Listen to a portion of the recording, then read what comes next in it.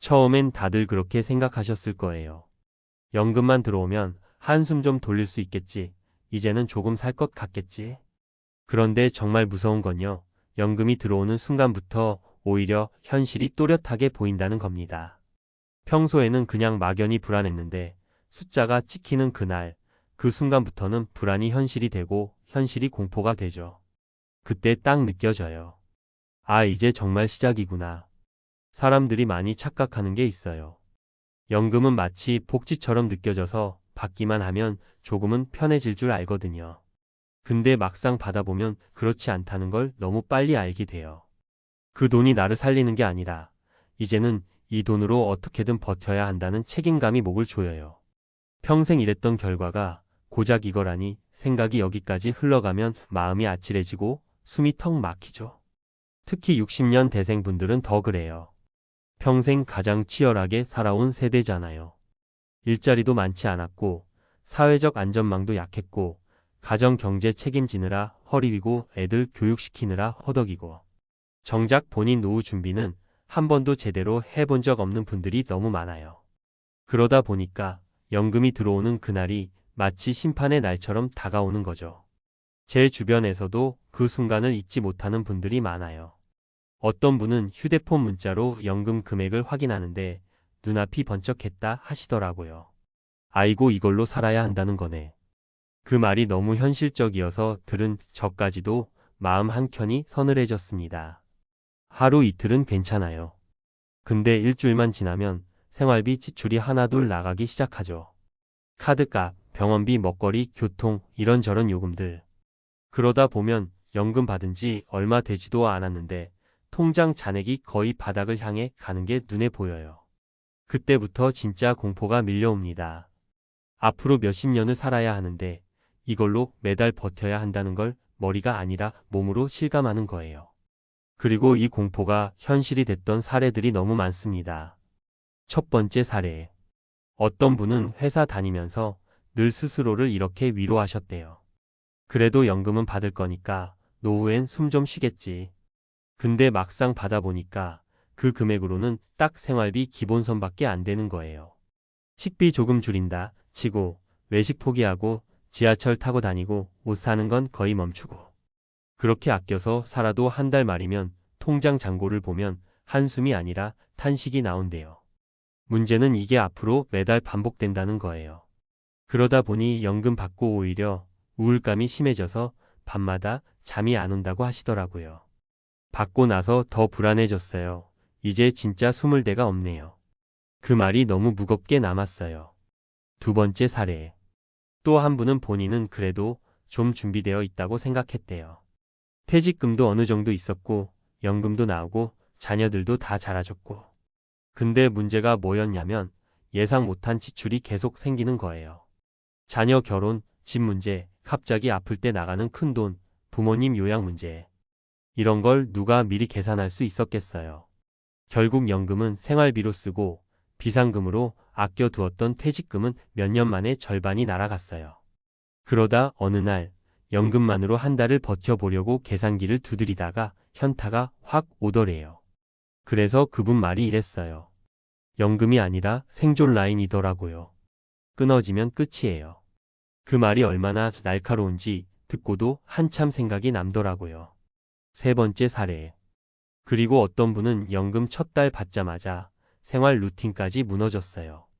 전에는 그래도 아침마다 산책도 하고 동네 도서관도 가고 가끔 커피 한 잔 마시는 게 작은 즐거움이었대요. 근데 연금 계산해 보니까 커피 값조차 부담스러운 규모였던 거예요. 한 달 지출을 꼼꼼히 적어보면 커피 한 잔 값도 아까워지거든요. 그러다 보니 산책도 뜸해지고 친구 만나서 밥 먹는 일도 없어지고 집에만 있게 되더래요. 외출하면 돈이 나가니까요. 그러다 어느 날 거울을 보는데 본인 얼굴이 너무 낯설더래요. 살려고 받은 연금인데 살 맛이 없어져요. 이 말이 너무 슬펐어요. 진짜 너무.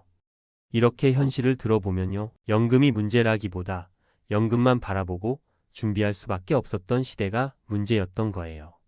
기회가 많지도 않았고 준비할 시간도 충분하지 않았고 사회 분위기 자체가 노후를 미리 챙기라는 분위기도 아니었으니까요. 그렇게 평생 앞만 보고 달려오다가 이제 뒤돌아보니까 남아있는 길이 너무 험하고 멀어 보이는 거죠. 그래서 지금 가장 중요한 건 연금만으로 못 산다는 걸 빨리 인정하는 거예요. 이걸 인정해야 다음 단계가 보여요. 불편하지만 받아들여야 길이 생기거든요. 연금이 들어오는 날이 지옥문이 열리는 날이 아니라 이제부터라도 완전히 새로운 전략을 짜야 하는 시작점이 됐으면 좋겠어요. 누군가는 이렇게 말하더라고요. 이제는 벌 생각하기보다 새는 걸 막는 게 먼저입니다. 이 말이 정답 같아요. 지출 줄이고, 고정비 줄이고, 불필요한 인간관계 정리하고, 작게라도 현금 흐름 만들고, 다이어트 하듯 생활비 체질 개선하고. 이런 작은 변화들이 모이면 그게 노후의 안전장치가 돼요. 연금만 바라보는 은퇴는 무조건 흔들리게 되어 있어요. 근데 연금 플러스 작은 현금 흐름, 플러스 지출 관리까지 더해지면 생각보다 훨씬 안정적인 노후가 열리기도 해요. 지금부터라도 늦지 않은 이유가 바로 이거예요.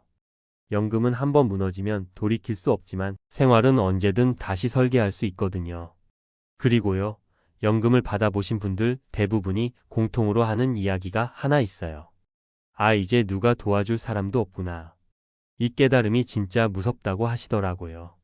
젊을 때는 그래도 회사라는 울타리라도 있잖아요. 월급날엔 어쨌든 돈이 들어오고 동료들이 있고 조직이 있고 뭔가 의지할 때가 있었어요. 근데 은퇴하고 연금 받기 시작하면 그 순간부터 완전히 혼자라는 느낌이 확 와요. 누구도 대신 살아주지 않고 누구도 대신 벌어주지 않는다는 현실이 너무 생생하게 다가오죠. 그런데 이상하게요. 그 공포 속에서도 또 한편으로는 묘하게 정신이 또렷해지는 순간이 있어요. 아, 이제부터는 내가 내 삶을 다시 만들어야 하는 거구나. 이런 생각이 들기 시작한다는 거죠. 처음엔 무서워서 미칠 것 같은데 시간이 지나면 그 공포가 오히려 방향을 잡아주는 일도 생겨요. 사람 마음이라는 게 참 아이러니하죠. 실제로 그런 분들 꽤 많이 봤어요.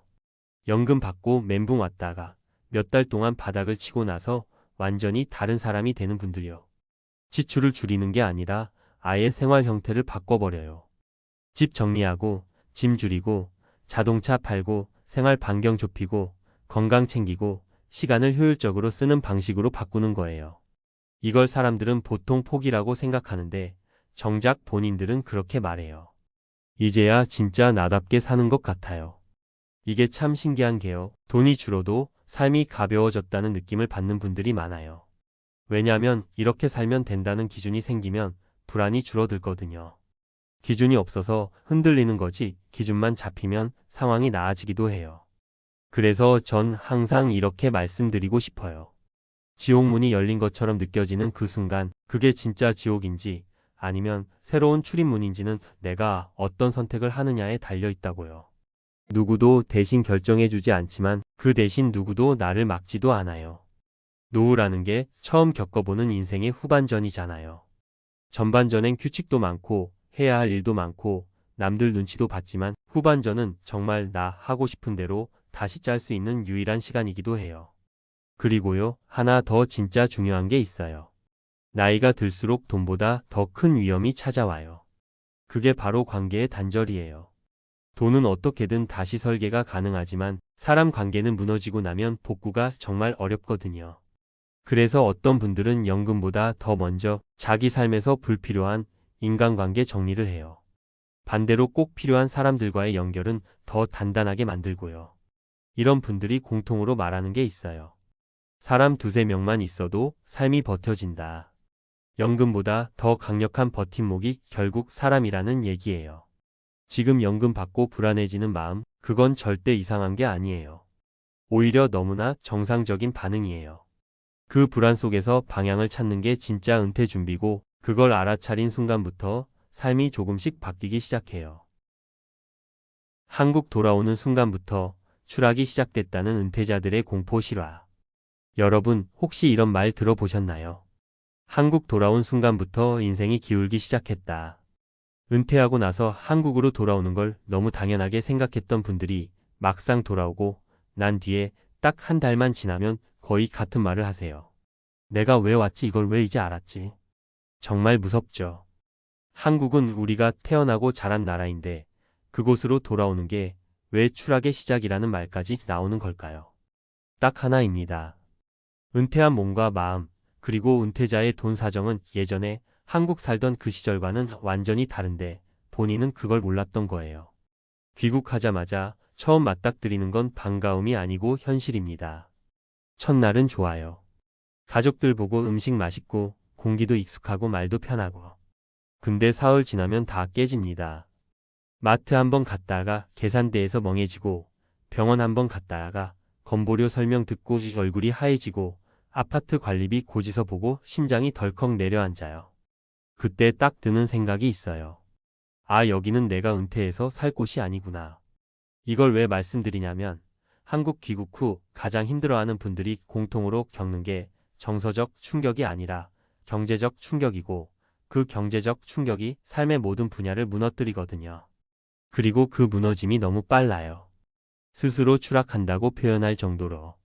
특히 미국에서 오래 사시다가 들어온 분들은 기준 자체가 달라져 있어요. 미국 생활이 힘들어도 적어도 은퇴자에게 필요한 도시 인프라나 복지 구조가 잘 갖춰져 있고 시니어가 주거식품 병원 이용하는 방식이 어느 정도 명확해요. 하지만 한국은 현역 중심 시스템이라서 은퇴한 순간 생활비 구조가 훅 치고 올라갑니다. 그걸 모르고 들어오면 추락이 시작되는 거죠. 제가 들은 실화가 너무 많아서 공통점이 거의 패턴처럼 반복됩니다. 이제 그 중에서 가장 대표적인 세 가지 이야기만 골라서 말씀드릴게요. 먼저 첫 번째는 한국 물가와 생활비로 인해 한 달 만에 통장이 비어버린 분 이야기입니다. 이분은 캘리포니아에서 은퇴하신 분인데 한국에 오면 생활비 절반이면 된다는 말을 귀에 못이 박히도록 들으셨대요. 근데 막상 와 보니까 반대였어요. 장 보는 순간 알게 됐다 하시더라고요. 미국은 싸구려 브랜드가 있고 세일이 있고 노인 할인도 있고 옵션이 정말 많았어요. 근데 한국은 선택지가 없는 느낌이었어요. 그냥 비싸더라고요.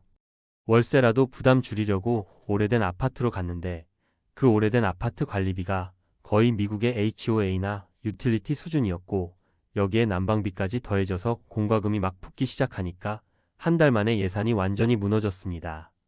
미국에서는 연금 소셜 시큐리티로 그래도 숨통이 트였는데 한국에서는 연금이 들어와도 생활비가 더 올라가는 느낌이어서 완전히 패닉이 와버린 거죠. 결국 이분은 한국에 살 수 없다는 걸 인정하고 다시 미국으로 돌아갔습니다. 돌아간 뒤 하신 말이 이거였어요. 내가 추락하고 있다는 느낌이 한국에서 처음 들었어요. 두 번째는 건보료 때문에 고통받은 분 이야기예요. 이분은 미국에서 건강보험 때문에 너무 스트레스 받아서 한국으로 왔어요. 한국은 의료비가 싸니까 보험료도 적겠지 싶었던 거죠. 근데 은퇴자에게 한국 건보료는 미국보다 더 큰 부담이 될 수 있다는 사실을 전혀 모르셨어요. 지역 가입자 전환이 되면서 재산 기준으로 보험료가 산정되고 연금 소득도 잡히니까 첫 고지서를 받는 순간 깜짝 놀라셨어요. 아니, 내가 병원 한 번도 안 갔는데 왜 이렇게 내죠? 게다가 병원은 싸긴 싸지만 은퇴자는 병원 갈 일이 많아지잖아요. 그 빈도가 높아지니까 결과적으로 지출이 더 늘어요. 여기에 건보료 공과금식 비교통비까지 한꺼번에 치고 들어오니까 이분이 하신 말이 아직도 생각나요. 병원비 때문에 미국 떠났는데 한국은 병원비보다 건보료가 더 무서웠어요. 내가 병원에 가든 말든 그건 상관이 없더라고요. 그냥 매달 떨어져 나가니까 그게 더 공포였어요. 세 번째는 정서적 고립 이야기인데 이게 은퇴자분들에게 진짜 무섭습니다. 한국이 편하다고 해서 돌아오셨는데 실제로는 더 외로워졌어요. 미국에서는 이웃, 교회, 커뮤니티, 시니어 센터, 언어 학습 모임 등 은퇴자들이 자연스럽게 섞여서 일상을 보내는 공간들이 많아요. 한국에서는 그런 문화가 거의 없어서 집 안에서 하루 종일 혼자 지내게 됩니다. 동네 카페나 도서관에 가도 다들 각자 자기 할 일 하고 있고 말을 섞을 분위기가 아니에요. 한국은 익숙한데 낯설고 말은 통하는데 마음이 안 통했다. 이 말이 너무 슬픈데 은퇴한 분들에게는 진짜 현실이에요. 그리고 이 정서적 고립이 생활비 충격과 합쳐지면 삶이 훅 무너지는 느낌이 듭니다. 그걸 직접 겪은 분이 이렇게 말했어요. 내가 한국에 돌아와서 잘 살고 있는 게 아니라 버티고 있는 느낌이었어요. 근데 은퇴자는 버티면 안 되잖아요. 버티는 순간 무너져요. 이렇게 세 가지 이야기만 들어봐도 왜 많은 분들이 한국 돌아오는 순간부터 추락이 시작됐다고 말하는지 이해되실 거예요. 여기서 중요한 건 한국이 나쁘다는 의미가 아닙니다. 한국은 분명 장점도 많고 정서적으로 편한 나라예요. 문제는 은퇴자에게 한국이 어떤 구조인지 제대로 모르고 귀국했다는 데 있어요. 한국은 현역 중심 사회예요. 모든 제도와 비용 구조가 일하는 사람 기준으로 설계돼 있어요. 그래서 소득 없는 은퇴자가 들어오면 그 순간부터 생활비, 건보료, 주거비, 교통비가 한꺼번에 덮쳐요. 그걸 견딜 튼튼한 구조가 없으면 진짜로 추락처럼 느껴집니다. 반대로 미국은 시니어 중심 문화가 더 확실하게 마련돼 있어요. 노인 아파트, 메디케어, 시니어 센터, 은퇴자 프로그램, 자원봉사 네트워크 등 은퇴자의 일상을 받쳐주는 시스템이 있습니다. 이 시스템을 경험하고 난 뒤 한국에 오면 그 공백이 더 크게 느껴지는 거예요. 그래서 제가 항상 드리고 싶은 말은 이겁니다. 귀국을 고민하신다면 내 기억 속 한국이 아니라 지금의 한국에서 은퇴자로 살아가는 내 모습을 기준으로 판단하셔야 합니다. 한국에서 생활비가 얼마 들지, 건보료가 어떻게 나오지, 교통병원 접근성은 어떤지, 동네 분위기는 어떤지, 내가 사람을 만나고 어울릴 공간이 있는지 이걸 먼저 확인해야 합니다. 확인 안 하고 귀국하면 앞에서 풀어드린 실화처럼 추락이 너무 빨리 시작돼요. 그리고 마지막으로 가장 중요한 건 이거예요. 은퇴자는 싸게 사는 곳이 아니라 살기 편한 곳을 선택해야 한다는 겁니다. 싸게 사는 곳은 언젠가 더 비싸지고 불편한 곳은 언젠가 버티기 어려워져요. 근데 편한 곳은 시간이 지나도 여전히 편합니다. 한국에 돌아오는 건 나쁘지 않아요. 하지만 준비 없이 돌아오는 건 정말 위험해요. 준비가 안 돼 있으면 공포가 되고 준비가 돼 있으면 기회가 됩니다. 여러분이 어느 쪽을 선택할지는 지금부터 어떻게 판단하느냐에 달렸습니다. 그리고 한국 귀국이 더 무섭게 느껴지는 또 하나의 이유가 있어요. 바로 되돌릴 수 없다는 느낌 때문입니다. 미국에서 수십 년 살아오신 분들은 알고 계시죠? 일단 미국을 완전히 정리하고 한국으로 돌아오면 다시 미국으로 되돌아가는 게 결코 쉽지 않습니다. 이사 비용이고 서류 작업이고 집을 팔거나 정리한 뒤 다시 똑같이 돌아가는 건 거의 불가능해요. 그래서 한국 귀국 후 문제가 생기면 그때부터 공포가 현실로 바뀝니다. 여길 떠나고 싶어도 떠날 수가 없구나. 이 벽을 마주하는 순간 많은 분들이 삶이 무너지는 느낌을 받습니다. 특히 한국이 고향이라서 편할 줄 알았는데 막상 와보니 가장 큰 스트레스가 적응이에요. 미국에서는 은퇴자 커뮤니티가 자연스럽게 형성돼 있고 나이 들수록 더 많은 도움을 받으면서 살아가는데 한국은 그 반대예요. 나이 들수록 눈치가 더 보이고 속도가 느리면 민폐라고 느끼고 대중교통이나 병원 대기 같은 일상적인 부분에서도 자꾸 위축됩니다. 이게 은퇴자에게는 큰 상처예요. 편하려고 귀국했는데 더 불편하고 행복하려고 왔는데 마음이 더 휘청이고 사람 만나려고 왔는데 오히려 더 고립되는 거죠. 특히 많은 분들이 귀국 후 몇 달 지나면 공통적으로 하는 말이 있어요. 한국의 빠른 속도가 나를 잡아먹을 것 같다. 이게 진짜 무섭습니다. 은퇴자는 속도를 늦추고 싶은데 한국은 늦추는 순간 뒤처지는 느낌이 들게 만들어요. 마트에서 줄 서 있을 때도, 은행에서 도와달라고 말할 때도, 버스 타려고 천천히 걸어갈 때도 자꾸만 초조해지고 눈치를 보게 됩니다. 이 작은 스트레스가 매일 누적되면 은퇴자가 버틸 힘이 금방 사라져요. 그리고 가장 잔혹한 건 이런 현실을 대부분 귀국하고 나서야 알게 된다는 점이에요. 오기 전에 알았으면 선택할 때 비교라도 해볼 수 있었는데 막상 한국에 와서야 이게 내 현실이구나 하고 깨닫게 되는 겁니다. 이때 이미 집은 정리했고 돈은 들어갔고 의료보험은 전환됐고 다시 미국으로 가려면 시간이랑 돈이 또 들어가고 결국 마음의 여유는 사라지고 불안과 후회가 같이 밀려옵니다. 그래서 제가 강조하고 싶은 건 단 하나예요. 귀국을 선택하기 전에 반드시 실제로 며칠이라도 살아보셔야 합니다. 여행 말고 잠깐 머무는 것도 말고 은퇴자 시선으로 하루를 살아보는 거죠. 마트 가보고, 병원 가보고, 대중교통 타보고, 카페에 혼자 앉아보고, 공과금 고지서도 확인해보고, 동네 분위기도 느껴보는 거예요. 이걸 해보면 대부분 판단이 완전히 달라집니다. 한국이 좋으면 더 확신이 생길 거고, 한국이 부담되면 그 불편이 왜 그런지 빨리 알게 되니까요. 은퇴는 실험이 아닙니다. 한번 결정하면 몸과 돈과 시간이 한꺼번에 따라오니까 잘못된 선택을 되돌리기가 너무 힘들어요. 그래서 지금 망설여지는 그 감정, 혹은 막연한 기대, 혹은 한국에 대한 그리움만 보고 선택하시면 안 됩니다. 지금 내 삶의 속도, 건강 상태, 경제 구조, 인간관계, 생활 리듬, 이 모든 걸 아주 현실적으로 비교해야 합니다. 한국에 돌아오는 건 절대 나쁜 선택이 아닙니다. 다만 그 선택이 감정이 아니라 현실 위에서 이루어져야만 추락하지 않습니다. 진짜 공포는 한국이 아니라 준비 없이 선택한 귀국이고, 진짜 안전은 나라가 아니라 내 생활 구조에 있어요. 근데 솔직히 말씀드리면요, 이게 남 탓할 일도 아니에요. 우리 나이 또래는 늘 그랬잖아요. 직장 다니면서 하루하루 버티느라, 아이 키우느라, 집 대출 갚느라 제대로 투자 공부할 여유도 없었어요. 그러다 어느 날 퇴직이 다가오면 갑자기 주변에서 다들 외치죠. ETF가 답이다. 장기 들고 있으면 무조건 오른다. 지금이라도 넣어라, 안 늦었다. 그 말이 얼마나 달콤하게 들리는데요. 특히 우리 같은 50대 은퇴 직전 세대한테는요, 거의 마지막 구명줄처럼 느껴지거든요. 월급 끊기기 직전 믿을 수 있는 건 시장 전체를 사라는 말밖에 없는 것처럼 들리니까요. 근데 문제는 이거예요. ETF가 나쁜 게 아니라 우리가 ETF를 오해한 상태로 들어간다는 거죠. 그리고 그 오해는 조용히 정말 소리 하나 없이 내 노후를 갉아먹기 시작해요.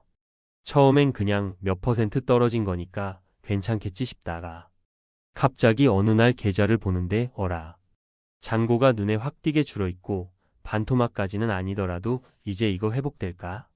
싶은 숫자가 찍혀 있어요. 그때부터 공포가 진짜 시작됩니다. 저도 상담하면서 너무 많은 50대를 봤거든요. 그분들이 공통적으로 한숨을 쉬면서 하는 말이 있어요. ETF는 안전하다고 했잖아요. 근데 그 말 안에는 이런 현실이 숨어 있어요. ETF 자체는 안전할지 몰라도 내가 ETF를 버티고 들고 갈 수 있는 삶의 구조가 없으면 그 ETF는 가장 위험한 상품이 됩니다. 은퇴 직전 혹은 갓 은퇴한 사람이 장기 투자라는 말을 들으면 정말 공허해져요. 장기 투자? 누가요? 우리가요? 50대, 60대가? 지금 생활비도 빠듯한데 수익률 마이너스인데 들고 갈 수 있을까요? 이게 바로 ETF의 가장 무서운 지점이에요. 상품이 위험한 게 아니고 투자자의 시간 소득 생활 구조가 그 상품을 감당하지 못할 때 무너진다는 거죠. 그래서 오늘은 제가 만났던 실제 케이스 3가지를 바탕으로 왜 ETF는 안전하다는 말이 위험한지, 그리고 은퇴 전후에 무너지는 패턴이 무엇인지 차근차근 구어체로 풀어드릴게요. 첫 번째 사례. 회사 다니면서 틈틈이 모은 돈에 퇴직금까지 합쳐서 들어가신 분이 있었어요. 늘 착실했고 욕심도 없던 분이에요. ETF는 시장 전체니까 안전하대요. 개별 종목은 위험하니까 ETF만 할게요. 정말 교과서처럼 이야기하시더라고요. 그분이 처음엔 수익도 나고 기분도 좋았대요. 근데 문제는 은퇴 후 생활비였어요. 월급이 끊기니까 생각보다 돈이 빠지는 속도가 너무 빠른 거예요. 그래서 생활비를 계좌에서 조금씩 빼쓰기 시작했죠. 그 시기는 마침 시장이 살짝 조정받던 때였고, 결국 어떻게 됐을까요? 마이너스일 때 팔릴 수밖에 없는 상황이 되는 겁니다. 그리고 팔고 나니까 남는 건 반토막 난 계좌와 복구할 시간이 사라진 60대 초반의 노후뿐이었어요. ETF는 시간이 있어야 안전한데 그분은 시간을 잃었죠. 두 번째 사례. 정말 똑똑하고 투자도 오래 하셨던 분이에요. 근데 본인이 늘 이렇게 말하셨어요. 전 절대 공포에 휘둘리지 않아요. 근데 은퇴한 지 몇 달 지나고 시장이 흔들리자 그분이 먼저 연락하더라고요. 이거 더 떨어지면 어떡하죠? 생활비는 계속 나가는데 버틸 수 있을까요? 은퇴 후엔요, 마이너스 수익률이 단순한 숫자가 아니에요. 미래 불안, 생활비 불안, 가족 걱정, 회복 가능성 의심. 이 모든 게 한꺼번에 덮쳐요. 그분도 결국 심리적으로 버티지 못했어요. 장기 투자? 생각보다 훨씬 더 어려운 말입니다. ETF는 안전한데 사람 마음이 위험한 거죠. 세 번째 사례. 이건 가장 가슴 아픈 케이스였어요. 퇴직금 거의 전액을 시장이 고점이던 시기에 투입한 분이 있었습니다. ETF는 시점이 중요하지 않대요. 장기만 하면 되대요. 맞는 말이긴 해요. 근데 그분은 장기 투자할 수입이 전혀 없는 상태였어요.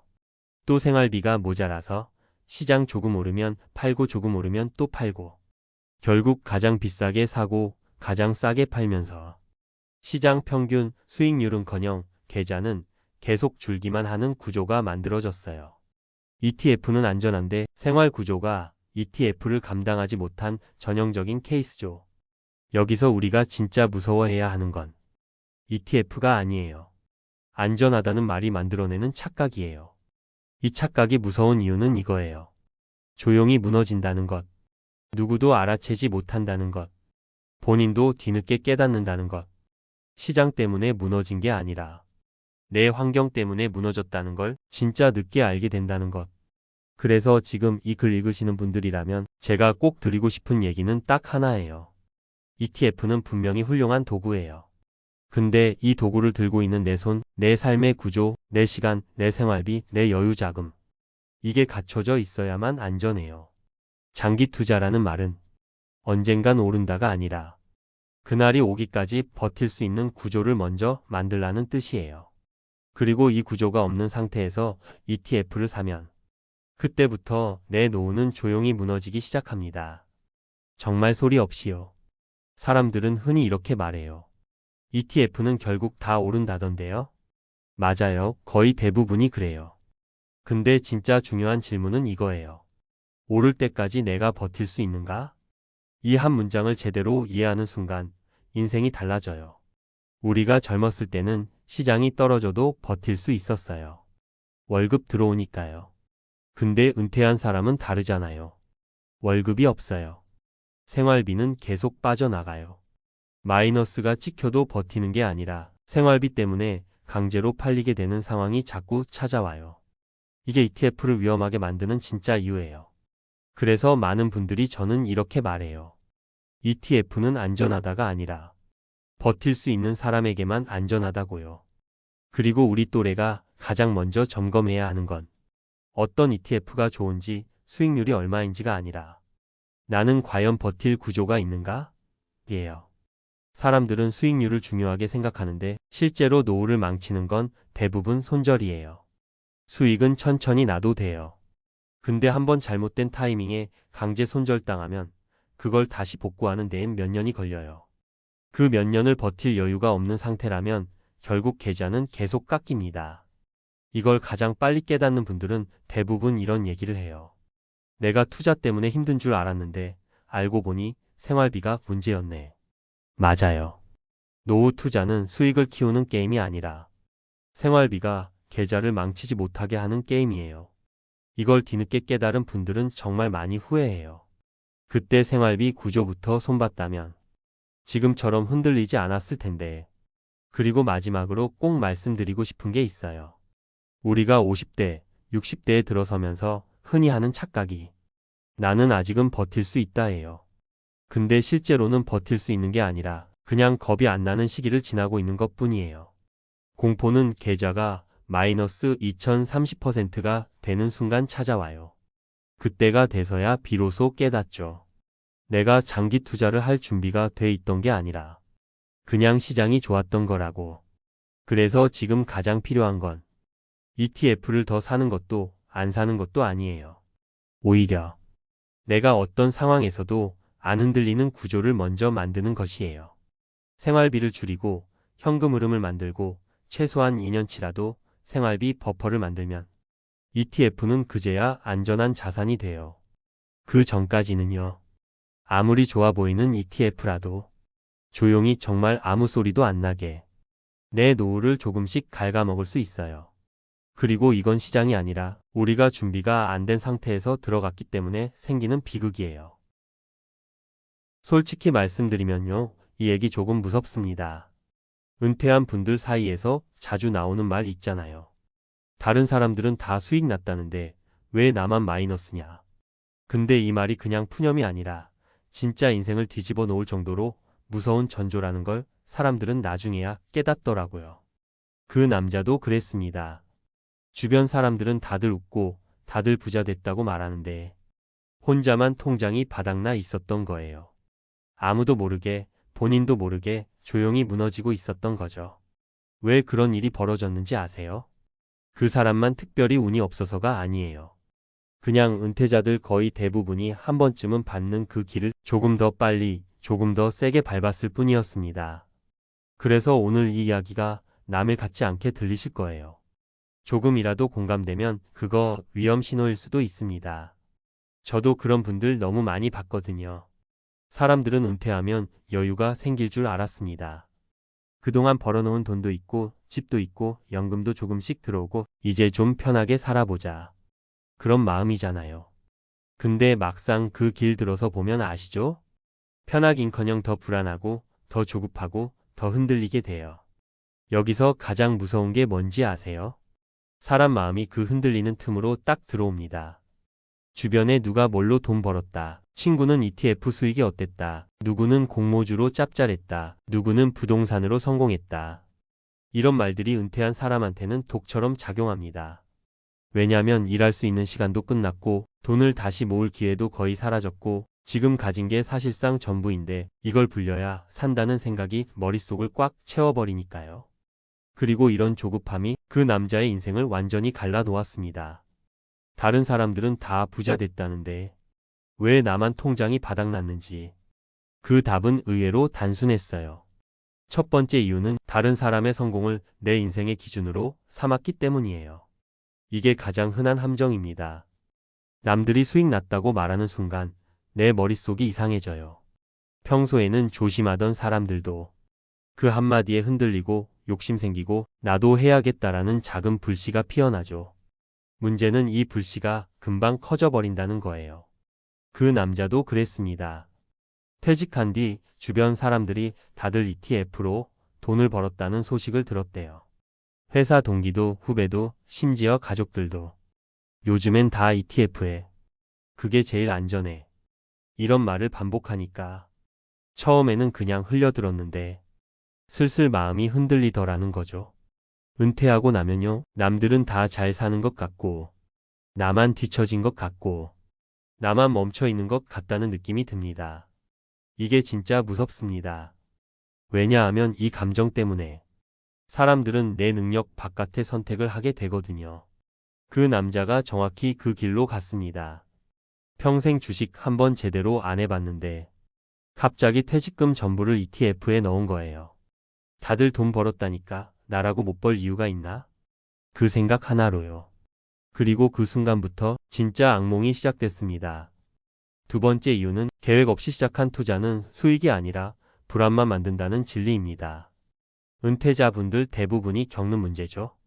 투자를 한다고 해놓고 공부도 안 돼 있고 목표도 없고 그냥 올라가겠지라는 기대만 있는 상태. 이러면 어떻게 되냐면요. 조금만 떨어져도 심장이 쿵 내려앉고 도망치고 싶어지고 잘못한 건 같고 불안이 통장을 집어삼킵니다. 그 남자도 딱 그랬어요. 한번 떨어지니까 마음이 무너져 버린 거예요. 큰일 났다. 퇴직금인데 이거 없어지면 나는 끝인데. 이 공포가 사람을 잡아먹어요. 그러다 결국 떨어진 걸 감당 못하고 제일 바닥에서 손절해 버렸습니다. 그런데 더 무서운 건 그 다음이에요. 팔고 나니까 다시 올랐어요. 그걸 보는 순간 멘탈이 더 나가버리죠. 나는 항상 반대로만 간다. 나는 왜 이렇게 운이 없냐. 근데 운이 없는 게 아니에요. 계획이 없었던 겁니다. 세 번째 이유는 은퇴자의 투자 실패는 단순한 손실이 아니라 생활 붕괴로 바로 이어진다는 현실이에요. 일반 직장인이라면 언젠가 다시 채울 수 있겠지만 은퇴한 뒤엔 기회가 없습니다. 근데 사람들은 이걸 너무 가볍게 생각해요. 그 남자는 손실 난 뒤 식비를 줄이고 조금씩 아끼고 외출도 줄이고 친구 만나기도 조금씩 끊기고 생활 자체가 점점 움츠러들었어요. 그러다 보면 더 우울해지고 우울하면 판단도 흐려져요. 이건 금융의 문제가 아니라 삶의 문제가 돼버리는 거예요.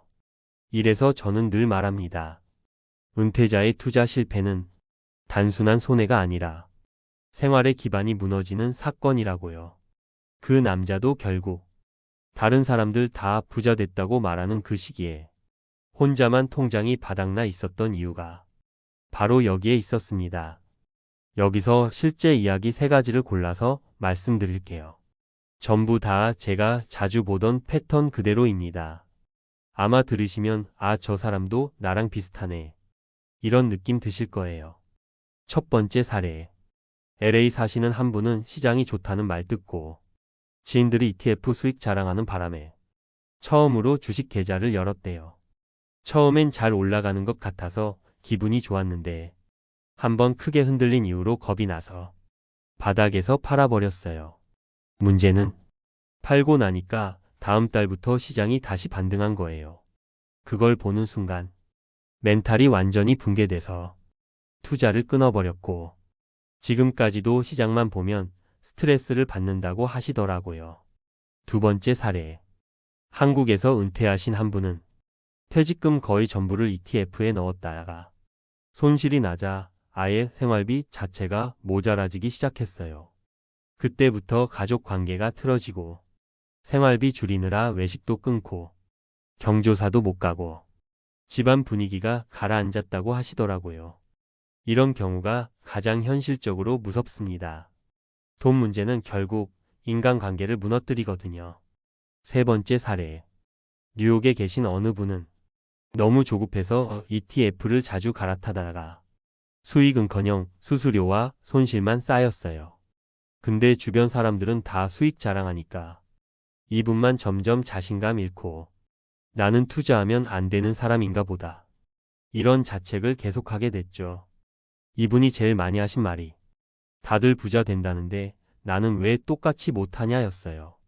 은퇴자의 멘탈이 얼마나 쉽게 무너지는지 진짜 그대로 보여주는 사례였죠. 이제 마지막으로 가장 중요한 얘기를 드리고 싶어요. 은퇴 후에 통장이 바닥난 사람들은 절대 운이 나빠서 그런 게 아닙니다. 다른 사람들보다 모자라서도 아니고요. 그저 퇴직자들이 흔히 빠지는 그 3가지 함정에 너무 빨리 걸렸을 뿐이에요. 그래서 오늘 이야기가 누구한테는 경고일 수 있고 누구한테는 두 번째 기회가 될 수도 있습니다. 남들은 다 부자 됐다는데 나만 왜 안 되지? 이 생각이 들기 시작하면 그게 바로 위험의 시작이에요.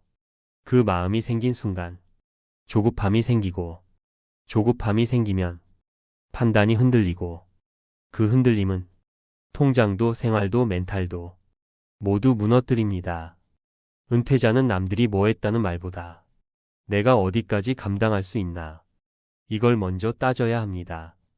그 남자의 실패는 다른 사람이 아니라 자기 기준을 잃어버린 순간부터 시작됐던 거죠. 그리고 그 기준을 되찾는 순간부터 노후는 다시 살아납니다. 처음엔 그냥 막연했을 겁니다. 은퇴하면 그래도 조금은 여유가 생길 줄 알았고 나이가 들면 욕심도 줄어드니까 돈도 덜 쓸 거라 생각하셨을 거예요. 그런데요, 막상 그 순간이 오고 나면 정말 확 느껴집니다. 이 비용 가지고는 도저히 사람이 사람답게 살 수가 없다는 걸요. 처음엔 그냥 답답한 정도였는데 시간이 흐를수록 이 답답함이 두려움으로 바뀌고 결국은 공포로 변합니다. 내가 지금부터 수십 년을 이렇게 살아야 하는 걸까? 이 생각이 한번 들어오면 계속 머릿속에서 맴돌거든요. 은퇴자분들 만나보면 거의 똑같은 말을 하세요. 은퇴 전에는 이 정도면 괜찮겠지 싶었는데 실제로 해보니까 생활이라는 게 돈 몇 푼 줄인다고 해결되는 게 아니라는 거. 그리고 진짜 무서운 건 지금은 간신히 맞춰가도 몇 년 지나면 더는 맞출 방법이 없어지는 시점이 온다는 거예요. 그 시점이 언제인지도 몰라서 더 무서운 거고요. 통장 잔고가 한번 흘러내리기 시작하면요. 그게 멈추질 않습니다. 눈덩이처럼 굴러내려가는 속도가 너무 빨라요. 사람들이 흔히 이렇게 말하잖아요. 나이 들면 먹는 것도 줄고 돌아다니는 것도 줄고 그러니까 비용이 줄어들 거라고. 근데 그건요, 그냥 기대일 뿐입니다. 나이 들수록 오히려 나도 모르게 들어가는 돈이 더 많아져요. 건강 문제든 대중교통 대신 택시 타야 하는 상황이든 갑자기 필요한 생활용품이든 별거 아닌데 이게 쌓이면 감당이 안 돼요. 그리고 한번 세어보면 정말 놀라실 겁니다. 아, 이래서 다들 무너졌구나 하는 순간이 옵니다. 그리고요, 제일 무서운 게 뭐냐면 은퇴하면 앞으로 쓸 돈을 미리 예상하고 조절해서 살아야 하잖아요. 근데 삶은 예상대로 흘러가는 게 아니라는 거예요. 갑자기 다리가 아프고, 갑자기 치과 가야 하고, 갑자기 집안 뭔가 고장나고 이런 일이 은퇴 후에는 자꾸 밀려듭니다. 수입이 줄어들면서도 지출은 알아서 올라가요. 이 두 개가 반대 방향으로 움직이는 게 진짜 공포죠. 사람답게 산다는 게 거창한 게 아니잖아요. 그냥 걱정 덜하고, 밥 잘 먹고, 따뜻하게 자고, 가끔은 카페도 가고, 친구도 만나고, 보고 싶은 가족도 보고 이런 게 인간답게 사는 건데, 은퇴 후에 비용이 너무 낮춰져 있으면 이 기본적인 삶이 다 무너집니다. 하루하루가 버티기 모드가 되는 거죠. 뭔가 하고 싶은데 숫자부터 떠오르고 아프면 병원 갈까 말까 고민하게 되고 심지어 약국 가는 것도 부담이 돼요. 제가 실제로 들은 사례들 몇 개 말씀드려 볼게요. 다들 비슷한 패턴으로 무너졌습니다. 첫 번째 사례는 은퇴 직후까지는 그래도 괜찮다고 생각하셨던 분이에요. 물가도 그냥저냥 견딜만 하고 외식 줄이고 차 안 몰고 다니고 정말 아끼고 살았죠. 근데 어느 날부터 허리가 아파서 걷는 게 힘들어졌어요. 병원 가자니 검사비도 만만치 않고 치료를 이어가자니 비용이 계속 들어가니까 망설이게 되고 결국 통증을 참고 버티다가 더 크게 아프게 됐어요. 그러면서 갑작스럽게 들어간 비용이 몇 배로 커져버렸죠. 안 쓰고 버틴다는 게 오히려 지출을 더 키운 겁니다. 이분이 그러셨거든요. 나는 은퇴하고 처음으로 인간답게 못 살고 있다는 느낌을 받았어요. 하고요. 두 번째 사례는 비용을 너무 타이트하게 잡고 은퇴를 시작한 부부였어요. 처음엔 잘 버텼습니다. 근데 가족 모임이 생길 때마다, 경조사가 있을 때마다 돈이 나가잖아요. 안 갈 수도 없고 안 낼 수도 없고요. 이게 몇 달, 몇 년 쌓이다 보니 생활비가 계속 엇나가기 시작했어요. 결국 어느 순간부터는 갈 수 있는 모임과 갈 수 없는 모임을 나누기 시작하셨대요. 사람 만나고 싶은데 돈 때문에 못 가는 순간이 오면 그때부터 진짜 무너지는 거예요. 마음이 먼저 주저앉는다는 말을 많이 하세요. 그게 삶의 질을 제일 먼저 갉아먹습니다. 세 번째 사례는 은퇴 후에 지방으로 내려가서 생활비를 줄여보려고 했던 분이에요. 처음엔 좋았습니다. 자연도 좋고 공기도 좋고 생활비도 줄고. 그런데 문제는 외로움이었어요. 외로움이 돈보다 무서운 순간이 있거든요. 동네 친구 사귀기 힘들고 만날 사람도 없고 그러다 보니 다시 올라와야겠다 생각했는데 그때부터 돈이 또 필요하잖아요. 이사 비용, 보증금, 생활비, 재정비 이런 것들이 다 겹치면서 통장이 한 번에 무너졌어요. 결국 다시 도시로 돌아왔지만 예전처럼 살기가 쉽지 않아졌죠. 돈 아끼려고 내려갔다가 외로움 때문에 삶이 더 어려워졌다는 말이 너무 와 닿았어요. 이 세 사례가 보여주는 공통점이 뭐냐면요. 은퇴 생활은 버티기 모드로는 절대 오래 못 간다는 겁니다. 하루 이틀은 버틸 수 있죠. 몇 달까지도 가능해요. 그런데 몇 년, 몇십 년을 이렇게 살아야 하는 게 은퇴잖아요. 이게 문제예요. 생활비가 너무 낮으면요. 처음엔 아무 일 없어 보이지만 어느 순간부터는 삶이 하나씩 무너지기 시작합니다. 마음이 먼저 무너지고 건강이 무너지고 관계가 무너지고 결국 통장이 무너져요. 그러니까 꼭 기억하셔야 할 게 은퇴는 절약으로 버티는 게 아니라 안정적인 구조를 만드는 겁니다. 어느 정도는 숨 쉴 여유가 있어야 하고 갑작스러운 일이 생겨도 대응할 수 있는 쿠션이 있어야 하고 사람답게 살 수 있는 작은 즐거움은 유지해야 해요. 이게 없으면 은퇴는 행복이 아니라 전쟁이 됩니다. 그리고 그 전쟁은 오래 갈수록 사람을 망가뜨립니다. 은퇴 후에 인간답게 못 산다고 느끼는 순간이 단 한 번이라도 찾아온다면요. 그건 이미 너무 늦어지기 전에 방향을 고쳐야 한다는 신호예요. 누구나 겪을 수 있는 일이고 누구나 무너질 수 있습니다. 그래서 더 냉정하게, 더 현실적으로 봐야 해요. 은퇴 후 삶은 생각보다 훨씬 길고 그냥 버티면서 살기엔 너무나도 혹독하니까요. 그래서 제가 늘 말씀드리는 게 있어요. 은퇴 후에 가장 먼저 무너지는 건 통장이 아니라 마음이라는 거예요. 돈이 부족해지면 당연히 불안해지는데 문제는 이 불안이 하루만 머무르는 게 아니라는 거죠. 잠들기 전에도 생각나고 아침에 눈 떠도 머릿속을 떠나질 않고 뭔가 사소한 일에도 예민하게 반응하게 되고 결국 이 감정이 사람을 조금씩 갉아먹습니다. 그러다 보면 어느 순간 이런 말이 툭 튀어나와요. 내가 이렇게 살려고 평생 일한 건가? 이 한마디가 진짜 무섭습니다. 희망이 끊기는 순간이거든요. 여러분도 아마 느끼셨을 거예요. 은퇴 전엔 돈이 부족해도 희망이 있습니다. 조금만 더 벌면 되지, 올해 조금만 더 버티면 된다. 이런 기대가 있어요. 근데 은퇴 후에는 그 기대가 사라집니다. 다시 올라갈 사다리가 없는 거예요. 그러니까 작은 지출 하나만 생겨도 마음이 덜컥하고 내려앉아요. 병원비가 나왔는데 예전처럼 괜찮아. 다음 달 월급 들어오면 되지, 이게 안 되는 거죠. 내가 아프면 돈도 함께 아프다는 걸 몸으로 느끼게 돼요. 이것만큼 사람을 위축시키는 게 없어요. 그리고요, 은퇴 후에 제일 크게 작용하는 건 체력입니다. 젊을 땐 돈 없으면 덜 쓰면 됩니다. 걷고 직접 다니고 해결하고. 근데 은퇴하고 나면 그게 안 돼요. 조금만 다리가 아파도 택시를 타야 하고, 조금만 피곤해도 병원 가야 하고, 조금만 고장 나도 손수 고치기가 힘들어요. 그냥 돈으로 해결해야 하는 일들이 갑자기 확 늘어나요. 그러니까 비용을 낮게 잡고 은퇴하면 이 현실과 부딪히는 순간부터 벽에 갇혀버립니다. 사람들이 잘 모르는 게 하나 있어요.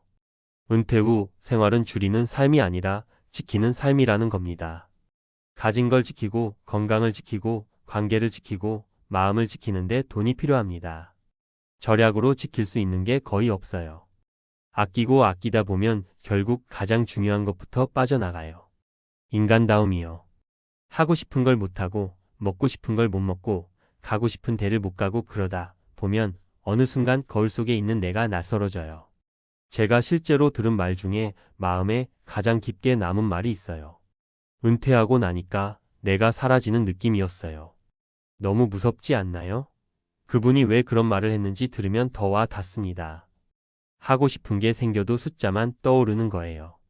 예전 같으면 커피 한 잔 마셔도 기분 좋아서 마셨는데 은퇴 후엔 이걸 마시면 이번 주 식비가 달라지겠네, 이런 생각이 먼저 들어요.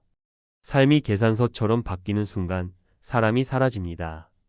이것만큼 잔인한 게 없어요. 그래서요, 은퇴 준비할 때 제일 먼저 해야 하는 게 마음가짐이 아닙니다. 돈이에요. 아주 현실적이고 아주 단순한 돈의 구조를 먼저 만들어 놓지 않으면 은퇴 후엔 아무리 마음이 단단해도 버티기 어렵습니다. 돈 걱정이 사라져야 마음의 걱정이 줄어들고 마음의 걱정이 줄어들어야 사람답게 살 수 있어요. 사람답게 살아야 건강도 지켜지고 관계도 유지되고 하루하루가 삶처럼 느껴져요. 은퇴는 여유를 찾는 시간이 아니라 여유를 만들어야만 버틸 수 있는 시간입니다. 그 여유가 비용에서 나옵니다. 너무 낮게 잡으면 무조건 무너지고 조금이라도 여유를 확보해두면 삶 전체가 달라져요. 여러분도 아마 느끼고 계실 겁니다. 내가 지금 준비한 비용으로 진짜 버틸 수 있을까? 하고요. 그런 불안이 들었다면 이미 답을 알고 계신 거예요. 그 감정이 지금 여러분에게 말하고 있는 겁니다. 이대로는 인간답게 못 살아요. 하고요. 이제는 방향을 바꿔야 합니다. 버티는 은퇴가 아니라 숨 쉴 수 있는 은퇴로 가야 합니다.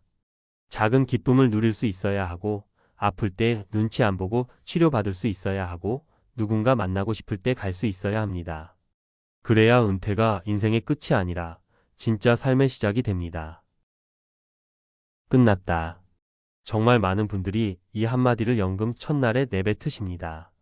그동안은 그냥 막연했거든요. 언젠가 받겠지, 언젠가 들어오겠지, 그래도 내가 30년 넘게 일했는데 뭐라도 되겠지. 이런 기대가 있었죠. 그런데요, 문제는 바로 그날입니다. 통장에 연금이라고 찍힌 문자 하나가 오고 금액을 보는 순간 숨이 턱 막힙니다. 아, 이걸로 이제 살아야 하는구나. 정말 많은 60년 대생분들이 이때 심장이 철렁 떨어지는 경험을 합니다. 막연한 불안이 실제 숫자가 되면 그 공포의 강도는 완전히 달라져요. 누구는 그 자리에서 주저앉았다고 하더라고요. 누구는 배우자 몰래 혼자 울었다고도 하고요. 이게요, 단순히 돈이 적어서가 아니에요. 앞으로 살아갈 날들을 계산하게 되는 순간 처음으로 현실과 정면으로 마주하게 되는 그 느낌. 그게 가장 무섭습니다. 처음엔 다들 이렇게 말하세요. 연금 받으면 좀 숨통 트이지 않을까? 그런데 막상 받아보면 느낌이 완전히 달라집니다. 이제부터는 버텨야 하는 삶이 시작되는 것 같은 거죠. 소득은 줄었는데 나이는 점점 올라가고 물가는 오르고 병원비는 커지고 마치 시한부처럼 느껴진다고 하시는 분도 있었어요. 이런 이야기를 들을 때마다 공감이 너무 갑니다. 왜냐하면 지금 60년 대생분들이 겪는 노후는 그 누구도 제대로 준비할 시간이 없었던 사회 구조 속에서 만들어진 결과이기 때문이에요. 열심히 살았던 게 잘못이 아니고 연금을 믿은 것도 잘못이 아니고 단지 시대가 너무 빠르게 변해버렸고 정작 그 변화는 개인이 감당하기엔 너무 가혹했던 거죠. 그래서 오늘은 정말 많은 60년 대생분들이 연금 첫날 마주한 현실, 그리고 그 안에서 우리가 뭘 어떻게 대비할 수 있는지 현실적이고 진짜 도움이 되는 이야기로 풀어볼게요. 말투는요, 늘 그렇듯이 편하게 구어체로 말씀드릴게요. 여러분 옆에 앉아서 이야기 나누듯이요. 먼저 실제로 연금 첫날 충격을 경험한 분들 세 이야기를 들려드릴게요. 이게 진짜 현실을 가장 생생하게 보여줍니다. 첫 번째 이야기. 한 남성분이었어요. 올해 62. 정년퇴직하고 정말 열심히 아껴 살았습니다. 담배 끊고 술도 줄이고 지출 다이어리도 쓰면서 버텼죠. 그래서 연금 들어오면 그래도 최소한 숨통은 좀 트이겠지 이렇게 생각했대요. 근데요, 통장에 찍힌 금액을 보고는 그냥 멍하니 앉아 있었다고 하더라고요. 본인이 예상하던 금액보다 훨씬 적은 거예요. 그 자리에서 든 첫 생각이 이거였답니다. 이걸로는 도저히 사람이 못 산다. 그날 이후로 그분은 소비 습관을 완전히 바꿨습니다. 정말 생존에 가까운 절약 모드로 들어가셨어요. 이분이 하신 말이 어찌나 마음에 남던지요. 연금은 기쁨이 아니라 현실 통보였다. 진짜 이 말이 많은 걸 설명해줘요. 두 번째 이야기. 한 여성분 이야기인데요. 63. 혼자 사세요. 평생 공장에서 일하고 식당 서빙도 하면서 정말 열심히 사셨죠. 그런데 연금 금액이 너무 적어서 첫날 울고 말았다고 하시더라고요. 그냥 눈물이 나더래요. 왜냐면 앞으로 몇 년, 몇십 년을 이 금액으로 살아가야 한다는 사실이 갑자기 몸을 짓누른 거죠. 이분은 그 이후로 어떻게 했느냐. 부업을 알아봤는데 체력적으로 쉽지 않더래요. 결국 생활비의 절반을 줄이는 극단적 생활로 들어갔어요. 식비를 거의 반토막 내고 냉장고도 비워두는 날이 많았대요. 본인이 하신 말이 너무 아프더라고요. 세상에 태어나서 처음으로 내가 늙었다는 걸 실감했다. 세 번째 이야기. 부부 이야기입니다. 둘 다 건강하신 편인데요. 금액을 보고 바로 계산기를 두드렸답니다. 그리고 남편분이 한참 동안 말이 없더래요. 그러더니 아내에게 이렇게 말했다고 해요. 우리 나중에 병원비 나오면 끝난다. 사실 이게 60년 대생들의 공통된 두려움이에요. 병원비. 나이가 들면 돈이 새는 가장 큰 지점이죠. 생활비는 줄일 수 있어도 병원비는 줄일 수가 없어요. 이 부부는 그날부터 두 가지 결심을 했답니다.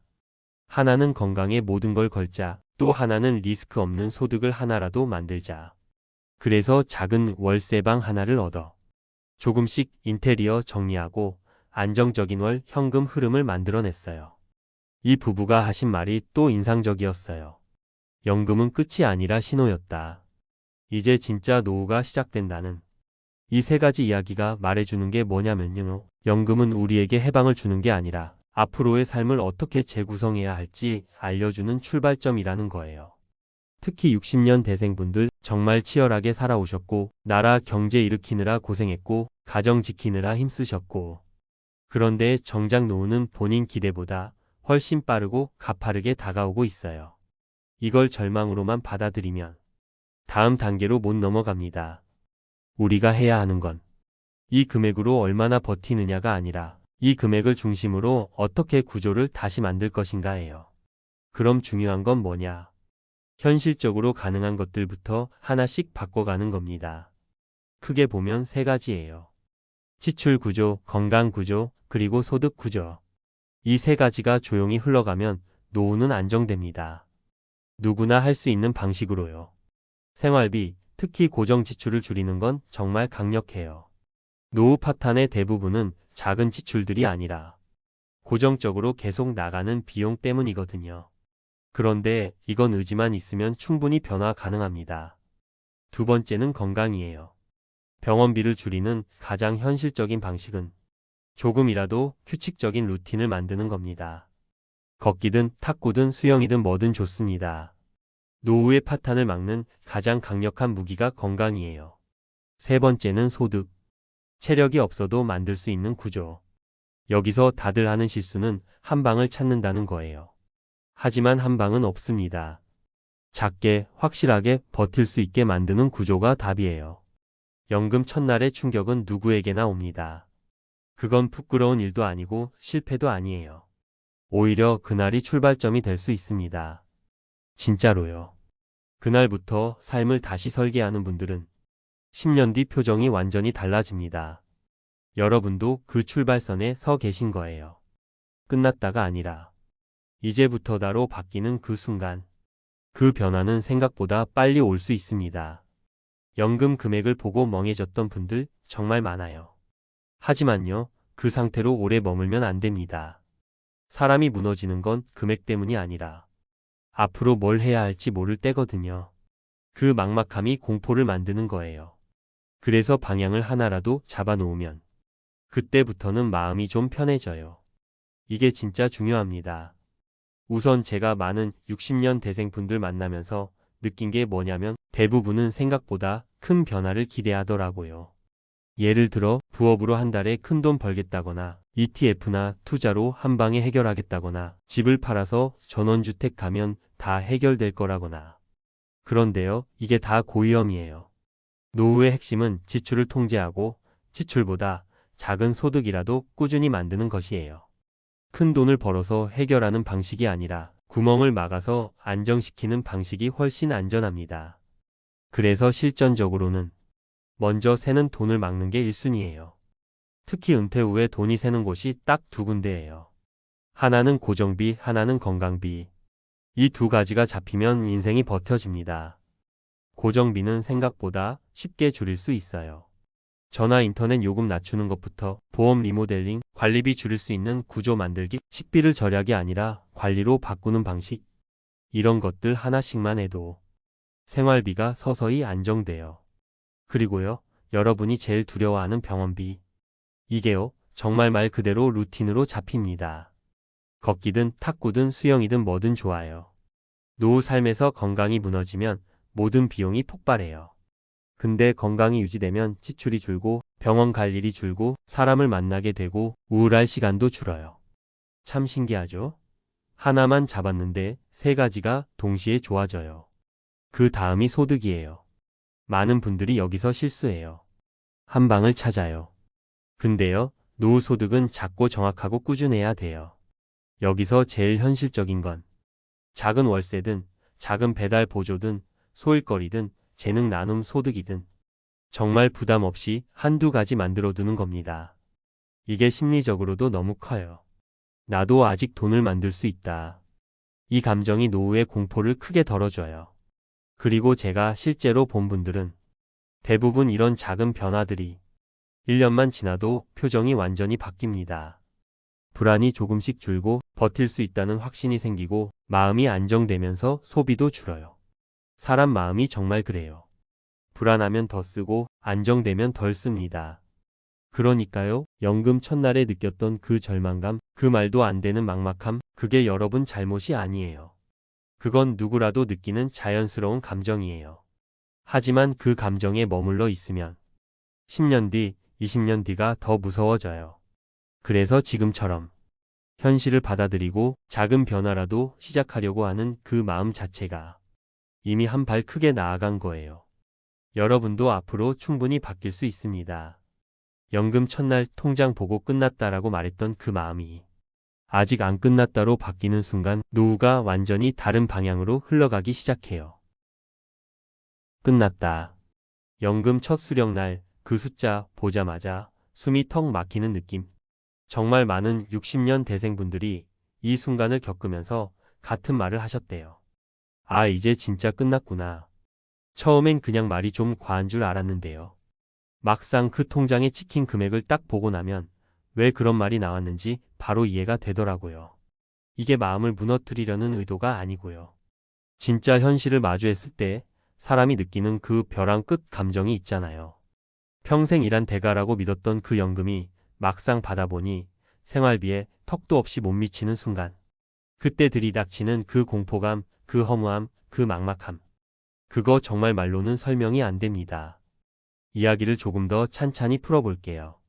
왜 60년 대생들이 요즘 연금 첫 수령 날마다 패닉에 빠지는지, 왜 다들 이걸로는 한국에서 못 산다는 말을 반복하는지 그 근본적인 이유가 하나둘이 아니거든요.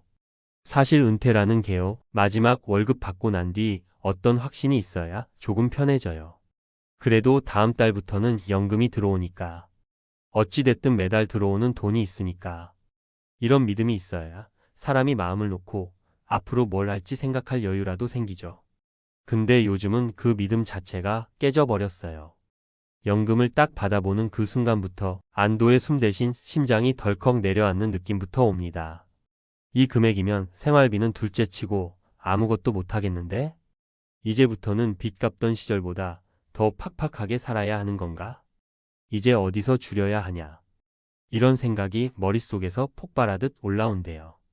특히 60년 대생 세대는 부모 부양, 자녀 교육, 자기 노후까지 삼중 부담을 떠안았던 세대잖아요. 그러다 보니 자산은 자산대로 묶여 있고 현금은 별로 없고 집은 있어도 유동성은 없고 결국 연금이 현금 흐름의 중심이 되는 구조로 은퇴가 시작되는데 막상 그 중심축이 너무 약한 거죠. 기대보다도 낮고 현실 생활비와 비교하면 더 낮고 물가 상승까지 고려하면 거의 유지가 불가능한 수준인 거예요. 그래서 많은 분들이 아, 이제 진짜 시작이다. 이걸로는 못 버티는데 무슨 수로 버티지. 그런 말들을 하시는 겁니다. 자, 이제 조금 더 현실적인 이야기로 들어가 볼게요. 어떻게 이런 불일치가 생기게 됐는지, 왜 연금이 이렇게 현실을 따라잡지 못하는지, 그리고 이 상황에서 어떤 준비가 필요한지, 그리고 실제 사례도 3가지 말씀드릴게요. 그게 오히려 이 상황을 더 생생하게 이해하게 해줄 거예요. 연금이 현실을 못 따라가는 이유는 딱 하나예요. 사람들이 기대한 현재 한국의 삶의 비용이랑 연금이라는 제도의 설계 시기 관점이랑 너무 다르기 때문이에요. 연금은 과거 기준으로 설계됐어요. 그때는 물가가 지금처럼 안 올랐고 집값도 이렇게 비싸지 않았고 노후 의료비도 이렇게 부담되지 않았고 부모와 자녀를 동시에 부양해야 하는 부담도 훨씬 덜했어요. 근데 60년 대생 세대는 그 모든 부담이 한꺼번에 터진 첫 번째 세대예요. 자식 교육비, 집값 폭등, 부모 요양, 사회 변화, 은퇴 연령의 급격한 단축까지. 몸과 마음이 가장 지칠 때 연금이 들어오는데 숫자가 기대만큼 안 되니 그게 그냥 공포로 느껴지는 거죠. 그리고 더 무서운 건요. 연금은 오른다. 이 말이 거의 의미가 없어졌다는 거예요. 물가가 더 빨리 오르니까요.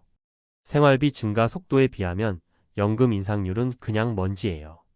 오히려 체감은 줄어드는 느낌에 가깝죠. 그래서 연금 첫 달 받는 순간 60년 대생들이 입 모아서 끝났다. 이 말을 하신 거예요. 실제로 끝났다는 게 아니라 심리적으로 버틸 기반이 없다는 걸 직감하는 순간이니까요. 이제 실제 사례 3가지 말씀드릴게요. 이게 가장 현실적이고 아마 들으시면 마음이 딱 와닿으실 거예요. 첫 번째 사례는 퇴직 후 서울에서 혼자 사시는 한 분 이야기예요. 이분은 평생 직장에서 정말 묵묵하게 일하신 분이셨대요. 퇴직하는 날 직원들한테 박수 받으면서 나오는데 그때까지만 해도 마음이 조금은 든든했대요. 그래도 연금 있으니까. 근데 연금 통장에 찍힌 금액을 확인하는 그 순간 그분이 한동안 아무 말도 못 하셨다고 해요. 월세 내고, 공과금 내고, 보험료 내고, 기본 식비만 계산해도 이미 마이너스가 되는 구조였던 거예요. 그제야 알게 되셨대요. 나는 월세 살면 안 되는 사람이었구나. 그 한마디가 진짜 무섭죠.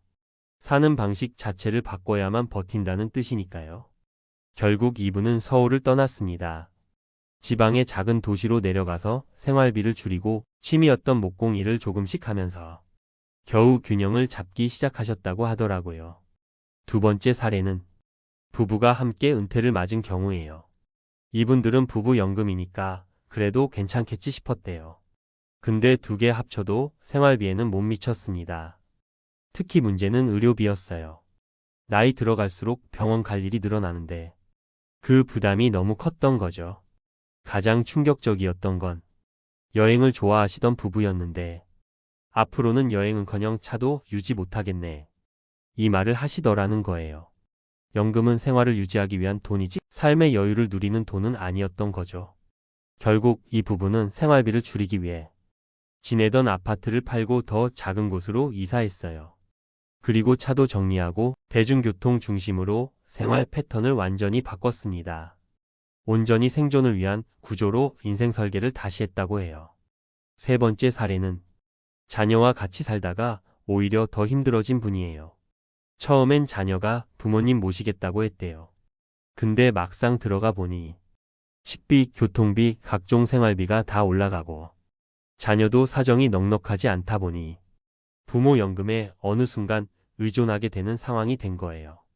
부모 입장에서는 너무 미안하고 자녀도 부담되고 결국엔 갈등이 생기죠. 실제로 이 문제로 집을 나오신 분들이 꽤 많아요. 그래서 이분은 결국 혼자 사는 선택을 했는데 문제는 연금만으로는 도저히 유지가 안 되는 현실이었어요. 결국 이분은 파트타임 일을 다시 시작했어요. 그 연세에 다시 일을 시작한다는 게 쉬운 일이 아니잖아요. 몸도 힘들고 마음도 힘들고. 근데 연금만 보고 살기엔 생활비가 너무 버거운 구조였던 겁니다. 자, 이렇게 세 가지 사례를 들었는데 결론이 슬프지만 명확해요. 연금은 이제 기본 생존 장치 역할만 할 뿐이고 그것만으로는 안정적인 노후를 설계하기에 너무나 불충분한 수준이 됐다는 거예요. 그래서 60년 대생들이 연금 첫 수령날 패닉에 빠지는 겁니다. 그 숫자가 알려주는 메시지가 너무 선명하니까요. 이제부터는 내 힘으로 벌 능력도 줄어드는데 이 돈으로는 도저히 버틸 수 없다. 앞으로 필요한 건 연금을 중심으로 한 안정적인 현금 흐름 구조를 만들되 지출을 줄이는 구조 개선과 작은 수익이라도 꾸준히 만들어내는 구조를 함께 준비하는 것. 이 두 가지밖에 없어요. 그리고 무엇보다 중요한 건 나는 아직 살아낼 날이 길다.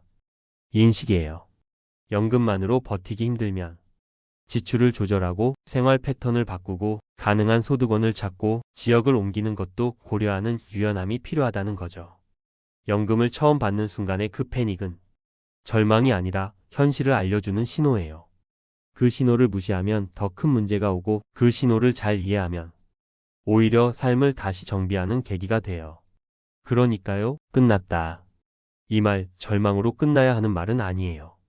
그 숫자가 앞으로의 방향을 바꾸는 첫 경고라는 뜻이니까요. 여러분 혹시 그런 경험 있으실까요? 우편함에 꽂힌 그 하얀 봉투 하나 때문에 손끝이 얼어붙는 느낌. 괜히 뜯기 싫어서 며칠을 그대로 두다가 결국 마음 단단히 먹고 칼로 쓱 열어보는 그 순간. 그 안에 적힌 글자 몇 줄이 앞으로 남은 삶을 송두리째 뒤흔드는 순간 말입니다. 지금 은퇴한 교사, 공무원분들이 딱 그 상황에 놓여 있습니다. 연금 첫 통지서를 열어본 날 어떤 분들은 말문이 막히고 어떤 분들은 손이 떨려서 휴대폰 가만히 들고 있는 것도 힘들었다고 하시더라고요. 평생 바친 대가가 이거였나 하는 허망함. 그게 요즘 너무 흔한 감정이라는 게 더 무섭게 느껴지실 겁니다. 사실 은퇴 전까진 다들 비슷한 막연한 기대가 있으셨잖아요. 그래도 교직에서 수십 년 버틴 만큼 공무원으로 불철주야 공익을 위해 일한 만큼 나라가 어느 정도는 책임져 주겠지 하는 믿음. 그 믿음이 버팀목이었고 버티는 동안 스스로 위안도 되었죠. 힘들어도 나중엔 편해진다더라. 이런 이야기 우리 주변에서도 많이 했잖아요. 그런데 막상 퇴직하고 나서 연금이 실제로 찍히기 시작하니 말로만 들었던 현실이 숫자가 아닌 삶으로 다가오는 순간이 찾아온 겁니다. 그때부터가 진짜 시작이죠. 연금은 꾸준히 들어오지만 생활비는 숨도 안 쉬고 새어 나가고, 물가는 예전에 생각하던 물가가 아니고, 병원비는 예고도 없이 훅훅 올라가고, 먹고 살 기본은 늘어나기만 합니다. 예전 생활 방식 그대로 유지하기는커녕 그냥 기본적인 일상 유지만 해도 지출이 줄어들 기미가 없습니다. 그러다 보니 연금을 받는 순간 안도감이 오긴커녕 오히려 불안이 현실로 변하는 순간이 되어버린 거죠. 무서운 건 이게 누구 한둘의 얘기가 아니라는 겁니다. 너무 많은 분들이 똑같은 감정을 겪고 있어요. 나는 평생 이 일을 했는데 왜 은퇴하고 나서 이렇게 버거운 걸까? 앞으로 몇 년이나 버틸 수 있을까? 지금이라도 뭔가 시작해야 하나? 그런 생각들이 하루에도 몇 번씩 올라오고 밤에 자려고 누워도 머릿속이 분주해지죠? 그런데 이걸 그냥 걱정이라고 말하기엔 너무 현실적인 문제들이 덮쳐오고 있습니다. 은퇴자들이 가장 많이 이야기하는 건 결국 비용이에요. 살아가는데 드는 비용이 옛날 기준과 전혀 다릅니다. 생활비만이 문제가 아니라 생각도 못했던 곳에서 새는 비용이 너무 많아요. 경조사는 예전보다 횟수도 늘고 금액도 늘고, 병원은 한 번 갈 때마다 이게 맞나 싶은 금액이 나가고, 음식값은 어느새 두세 배가 되어 있고, 집 유지비도 끊임없이 올라가고. 그런데 연금은 늘어나지 않죠. 그 간극이 너무 크게 벌어져서 다들 질리도록 체감하고 계신 겁니다. 이제 사례 3가지를 말씀드릴게요. 이건 제가 들은 이야기 중 너무 현실적이어서 많은 분들이 공감하실 내용들이라 조심스럽게 나눠봅니다. 첫 번째는 교직 생활만 하신 분 이야기였어요. 은퇴한 첫 해만 해도 그래도 버틸만 하다고 생각하셨대요. 연금이 들어오고 적금도 조금 있고 아껴 쓰면 괜찮겠다 싶으셨죠. 그런데 1년 지나고 2년 지나니까 상황이 확 달라졌대요. 물가는 올라가는데 지출은 잠기질 않고 병원 갈 일이 잦아지면서 생활비가 예상보다 두세 배로 커졌다는 겁니다. 그때 그분이 하신 말씀이 잊히질 않아요. 교사였던 게 자부심이었는데 지금은 그게 나를 지켜주지 않더라고요. 그 말이 너무 마음에 콕 박히더라고요. 두 번째는 공무원 출신 부부 이야기였습니다. 은퇴 후 둘이서 조용히 살 생각이었지만 양가 집안 경조사가 끝없이 이어졌대요. 평소엔 생각도 못했던 부분이죠. 그러다 보니 연금의 절반 가까이가 경조사비로 나갔고, 몇 달 지나지 않아 손에 쥔 돈은 줄고 마음은 초조해지고 나중엔 일부러 연락도 피하게 되었다고 하셨어요. 공무원이면 노후 걱정 없다더라는 말만 믿고 살았는데 결국 그 믿음이 자신을 속였다는 허탈감이 가장 컸다고 하셨습니다. 세 번째는 너무 현실적인 얘기라 많은 분들이 공감하실 텐데요. 은퇴 후 혼자 지내는 공무원 분이었어요. 은퇴 전에 모든 걸 계산하고 준비했다고 생각했대요. 식비, 관리비, 병원비까지 나름 넉넉하게 잡았다고 하시더라고요. 그런데 예상 밖의 문제는 따로 있었죠. 외로움이 지출을 만든다는 겁니다. 집에만 있으면 너무 적막해서 하루에 몇 번씩 외출하고 카페 가고 사람 만나고 이런 지출이 쌓이고 쌓이니까 어느 순간 부담이 폭발한 거예요. 혼자 사는 돈이 제일 많이 든다는 말, 진짜라는 걸 몸으로 느끼셨다고 하셨습니다. 이 모든 이야기가 결국 한자리에 모여요. 은퇴 후 연금만으로 버티려는 삶은 실제로는 너무 취약하다는 현실. 그걸 지금 너무 많은 교사, 공무원분들이 뒤늦게 깨닫고 계십니다. 그렇게 수십 년 바친 노동의 결실이라고 믿었던 연금이 정작 필요한 시점엔 기대보다 훨씬 작은 버팀목으로 다가와 버리는 겁니다. 그래서 손이 떨리는 거예요. 앞으로 살 날이 더 많은데 그 많은 시간 동안 뭘 어떻게 버텨야 하는지 답이 잘 안 보이니까요. 그렇다고 해도 완전히 절망할 필요는 없어요. 많은 분들이 새로운 방식으로 살아가는 법을 찾으면서 조금씩 균형을 되찾고 계십니다.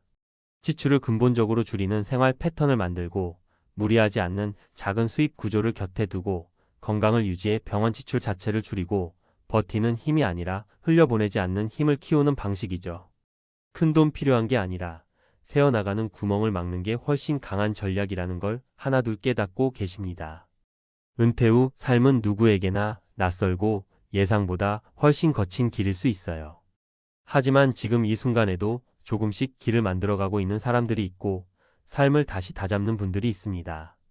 연금 금액을 처음 봤을 때는 손이 떨릴 만큼 무서울 수 있지만 결국 그 순간이 새로운 계획을 세울 기회가 되기도 하거든요. 그 기회를 놓치지 않는다면 앞으로의 삶은 생각보다 훨씬 단단해질 수 있습니다. 앞에서 이야기 드린 그 분들처럼 연금 금액을 마주한 순간 무너지듯 흔들리는 마음 사실 누구나 겪을 수 있는 자연스러운 충격이거든요. 그런데 이상하게도 그런 감정을 겪고 나서야 비로소 사람들이 다시 현실을 바라보게 됩니다. 그전에는 약간 꿈틀꿈틀 흔들리는 불안감만 있었는데 연금 통지서를 열어본 순간 그 불안이 형태를 갖고 나타나는 거죠. 아, 이제 진짜 준비해야 하는구나 하는 마음이요. 그런데 문제는 준비라는 게 단순히 돈을 더 모으는 게 아니더라고요. 이미 은퇴한 분들 입장에서는 그게 불가능한 경우가 많잖아요. 그래서 많은 분들이 처음으로 지출을 줄이는 삶을 고민하게 됩니다. 근데 이게 말처럼 쉽지가 않아요. 갑자기 생활비 줄이자니 어디서부터 줄여야 할지 모르겠고 너무 갑작스럽게 줄이면 삶이 무너지는 느낌이 들고 그렇다고 그대로 살기엔 불안하고 이 사이에서 다들 엄청난 스트레스를 받는다는 거죠. 특히 교사, 공무원 출신 분들은 평생을 정해진 구조 안에서 살아오셨잖아요. 일정한 루틴, 일정한 월급, 정해진 기준. 그런데 은퇴하는 순간 그 구조가 싹 사라져 버립니다. 이게 생각보다 정말 큰 충격이에요. 누가 시키던, 누가 채워주던 게 아니라 내가 직접 판단하고 정해야 한다는 상황. 이게 사람을 불안하게 만들죠. 그래서 어떤 분들은 막 은퇴하고 나서 습관처럼 아침에 일어나도 뭔가 허전하고 괜히 하루가 길고 시간만 많고 마음은 불안해서 필요 없는 지출을 만들기도 하십니다. 이게 은퇴 후 감정 지출이라는 건데 정말 흔해요. 그리고 또 하나, 외로움이 진짜 큰 변수입니다. 누구와 이야기하는 시간이 줄어들면 이상하게도 지출이 늘어요. 혼자 있으면 집에 있기 답답해서 밖으로 나가게 되고 나갔다 오는 길에 커피 한 잔, 팝 한 끼, 기분 전환용 쇼핑 이런 게 쌓이고 쌓이면서 은근히 지출이 늘어나죠. 문제는 이 지출이 나쁜 게 아니라 본인은 그게 필수 지출이 아니다 라고 생각하기 때문에 죄책감이 생기고 그게 또 스트레스가 된다는 겁니다. 그래서 제가 늘 말씀드리는 게 있어요. 은퇴 후 가장 관리해야 할 건 감정이다. 이게 진짜 맞는 말입니다. 감정을 제대로 잡아야 지출도 잡히고 지출이 잡혀야 연금이 버티고 연금이 버텨야 마음이 안정됩니다. 사람들이 은퇴 후 늦게 깨닫는 게 하나 더 있어요. 은퇴는 돈이 필요한 시점이 아니라 돈이 사라지기 쉬운 시점이라는 거예요. 벌어들이는 게 없으니까 나가는 게 더 크게 느껴지고 마음이 흔들리는 순간 지출은 더 빨라지고 그러다 보면 연금의 의미가 점점 작아집니다. 그래서 연금을 받는 돈으로 생각하지 않고 지키는 돈으로 바라보는 시각이 필요하다는 거죠. 어떤 분들은 이런 과정에서 비로소 삶의 중심을 다시 잡습니다. 지출 중에서도 나를 가장 지탱해주는 것들이 무엇인지 찾고 소모되는 것과 필요한 것을 구별하고 사람 간의 관계도 다시 정돈하고 외로움을 줄일 수 있는 활동을 자연스럽게 생활에 넣습니다. 그러면 신기하게도 같은 연금이라도 체감이 달라져요. 숨통이 트이고 불안이 조금씩 줄고 삶의 속도가 다시 안정되기 시작합니다. 결국 은퇴 후 진짜 무서운 건 연금 금액 자체가 아니라 마음이 흔들릴 때 그것을 붙잡아줄 구조가 없다는 사실이더라고요. 그래서 지금 이 글을 읽고 계신 분들도 혹시라도 손이 떨릴 만큼 불안한 순간을 겪고 계시다면 기억하셨으면 해요. 그 순간은 끝이 아니라 시작입니다. 그때부터 삶을 다시 세우는 과정이 시작되는 거고 그 과정을 잘만 지나면 생각보다 훨씬 단단한 노후가 만들어집니다. 지금 이 얘기 들으시면 아마 등줄기 한번 서늘해지실 거예요. 월 250이면 충분하다 이렇게 말하는 분들 정말 많거든요. 그런데요, 그 말이 왜 그렇게 무섭냐면 대부분이 계산을 제대로 안 해보고 왠지 될 것 같은 느낌으로 버틴다는 것 때문이에요. 정작 통장을 열어보는 순간 그 느낌이 얼마나 잔인하게 무너지는지 그걸 뒤늦게 깨닫고 후회하는 분들이 너무 많습니다. 솔직히 우리 모두 그랬잖아요. 직장 다닐 때는 월 250이면 소박하게 살 수 있지 하고 생각해요. 집도 있으니까, 애들도 다 컸으니까, 먹고 자고 병원만 다니면 되니까. 이렇게 단순하게 생각해요. 근데 진짜 무서운 건요. 은퇴 후의 소비는 우리가 알고 있던 소비가 아니라는 사실이에요. 퇴직하고 나면 시간은 많아지고, 체력은 떨어지고, 감정은 예민해지고, 예측 못할 지출이 계속 터져요. 병원, 부모님, 배우자, 자녀, 유지비, 고장 교체 수리. 이게 한 번에 몰아서 옵니다. 사람들이 왜 월 250이면 충분하다 믿었나요? 그 착각이 노후를 삼켜버렸습니다. 라고 말하게 되는지 그 이유가 바로 이런 생활에서 드러나요. 제가 오늘 들려드릴 이야기는 누구나 공감할 만한 현실이고 이미 많은 탈퇴자들이 겪고 있는 일들입니다. 혹시 지금 난 월 250이면 괜찮겠는데? 하셨다면 이 얘기 끝까지 들어보셔야 됩니다. 일단 월 250이 어떤 느낌인지 진짜 현실적으로 한번 떠올려 보죠. 전기, 가스, 관리비, 식비, 교통비, 휴대폰, 보험, 병원비, 경조사, 생활용품, 택배 배달. 이 하나하나가 원래 쓰던 것보다 더 적게 써야 한다는 의미예요. 은퇴 후엔 고정비가 줄 줄 알았는데 오히려 늘어나는 경우가 훨씬 많아요. 특히 병원비는 이 정도까지 나가야 하나? 싶을 정도로 잦아지고 한번 아프면 비용이 폭발적으로 오르죠. 그리고 더 무서운 건 수입이 없다는 사실이 늘 머릿속에 걸려 있다는 거예요. 직장 다닐 때는 월급날 돌아온다는 확신이 있었죠. 근데 은퇴하고 나면 그 확신이 사라지니까 절대 지출할 수 없는 공포가 생겨요. 그 공포가 사람을 움츠러들게 만들고 지출을 줄이다 결국 건강까지 무너뜨립니다. 제가 사례 3가지를 말씀드릴게요. 이건 그냥 어디서 들은 얘기도 아니고 실제 은퇴자들이 겪고 있는 현실이에요. 먼저 첫 번째 이야기는요. 가장 흔한 케이스예요. 월 250이면 충분하다고 확신했던 60대 부부 얘기예요. 이분들은 강원도 외곽으로 내려갔어요. 공기 좋고 조용하고 월 250이면 충분히 살 수 있다 생각했죠. 근데 문제는 조금씩 쌓이기 시작했어요. 난방비가 생각보다 너무 많이 나오는 거예요. 겨울에 기름값이 폭등하니까 한 달에 나가는 난방비만 거의 생활비의 절반 가까이 됐어요. 그래서 난방 줄였죠. 한 번 독감 걸렸는데 둘 다 폐렴으로 번져서 병원비가 확 튀었어요. 그리고 기름 보일러 고장도 났죠. 그 한 번의 고장 수리비가 몇십만 원씩 나가면서 생활비가 무너지기 시작했어요. 결국 이분들 말씀은 딱 이거예요. 월 250? 시골은 싸다더니 그냥 환상이었어요. 아픈 순간부터 계산이 다 틀어졌습니다. 두 번째는 조금 다르지만 더 현실적인 사례예요. 서울에 사는 은퇴 부부 이야기인데 이분들은 월 250이면 넉넉하게 살 수 있다고 생각했어요. 왜냐하면 교통비도 적게 들고 병원도 가깝고 따뜻한 집이 있으니까요. 근데 문제는 자녀 지원이었어요. 요즘 2030세대가 쉽지 않잖아요. 직장 불안정하고 결혼집 문제로 계속 손 벌리고 처음엔 몇만 원, 몇십만 원 도와주다가 결국 월 평균으로 보면 거의 10만 단위가 넘게 나갔어요. 그리고 부모님 요양비가 터졌어요. 두 분 중 한 분의 부모님이 갑자기 넘어지면서 장기 요양비가 발생했는데 이게 진짜 무서운 비용이에요. 지출이 한번 올라가면 다시 줄어들지 않아요. 그러다 보니 월 250이 아니라 월 300이 되어도 모자라기 시작했죠. 이분이 하신 말씀이 진짜 뼈를 때리더라고요. 은퇴 후에 내가 쓸 돈만 생각했어요. 근데 노후는요, 내 돈만 쓰는 게 아니더라고요. 세 번째는 조금 더 심각한 사례예요. 혼자 사는 60대 여성분 이야기예요. 이분은 월 250이면 충분할 거라고 생각하고 은퇴하셨어요. 근데 문제는 혼자 있음의 비용이에요. 자취 비용 자체가 상대적으로 높고 아플 때 누구 도움을 못 받아요. 이분이 골절로 입원하셨는데 간병인 비용이 병원비보다 더 무섭더래요. 하루하루 나가는 금액이 너무 커서 한 달 사이에 몇 년치 예산이 그냥 사라졌어요.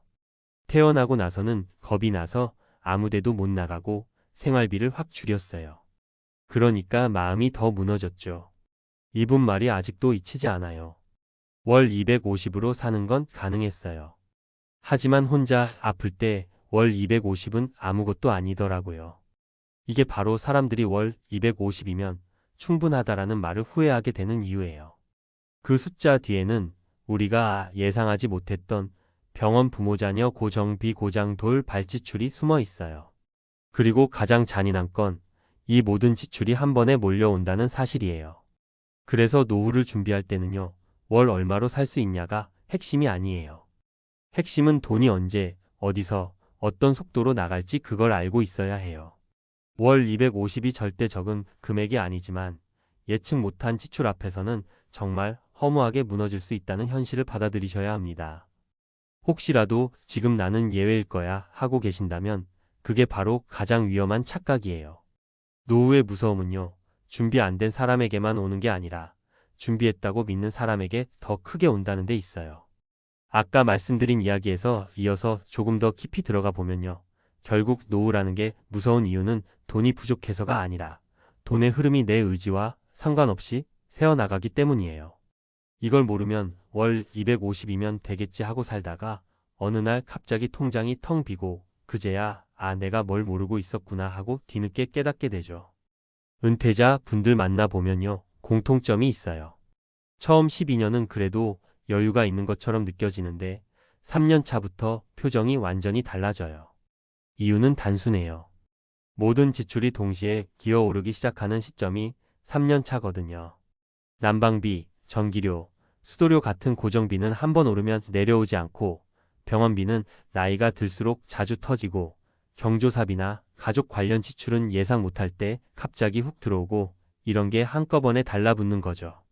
그러니까 월 250이 아니라 월 300이 있어도 버거워지는 순간이 옵니다. 대부분은 바로 이 시점에서 공포를 느껴요. 내가 지금까지 생각했던 노후는 뭐였지? 이렇게 살면 10년 뒤에 나는 뭐가 남지? 이 질문이 머리를 때리는 순간 늦은 거예요. 근데 진짜 중요한 건요. 노후는 이렇게 뒤늦게 공포가 오는 구조로 짜여 있다는 사실이에요. 젊었을 때는 기대 수명이 길고 질병 확률이 낮고 돈을 벌 수 있으니까 불안감이 적어요. 근데 은퇴하고 몇 년 지나면 몸이 예전 같지 않다는 걸 스스로 느끼게 되고 어디선가 고장이 나요. 무릎, 허리, 혈압, 심장. 그리고 그 고장이 나기 시작할 때마다 병원비가 조금씩 하지만 꾸준하게 올라가요. 그러다 어느 날 크게 한번 터지죠.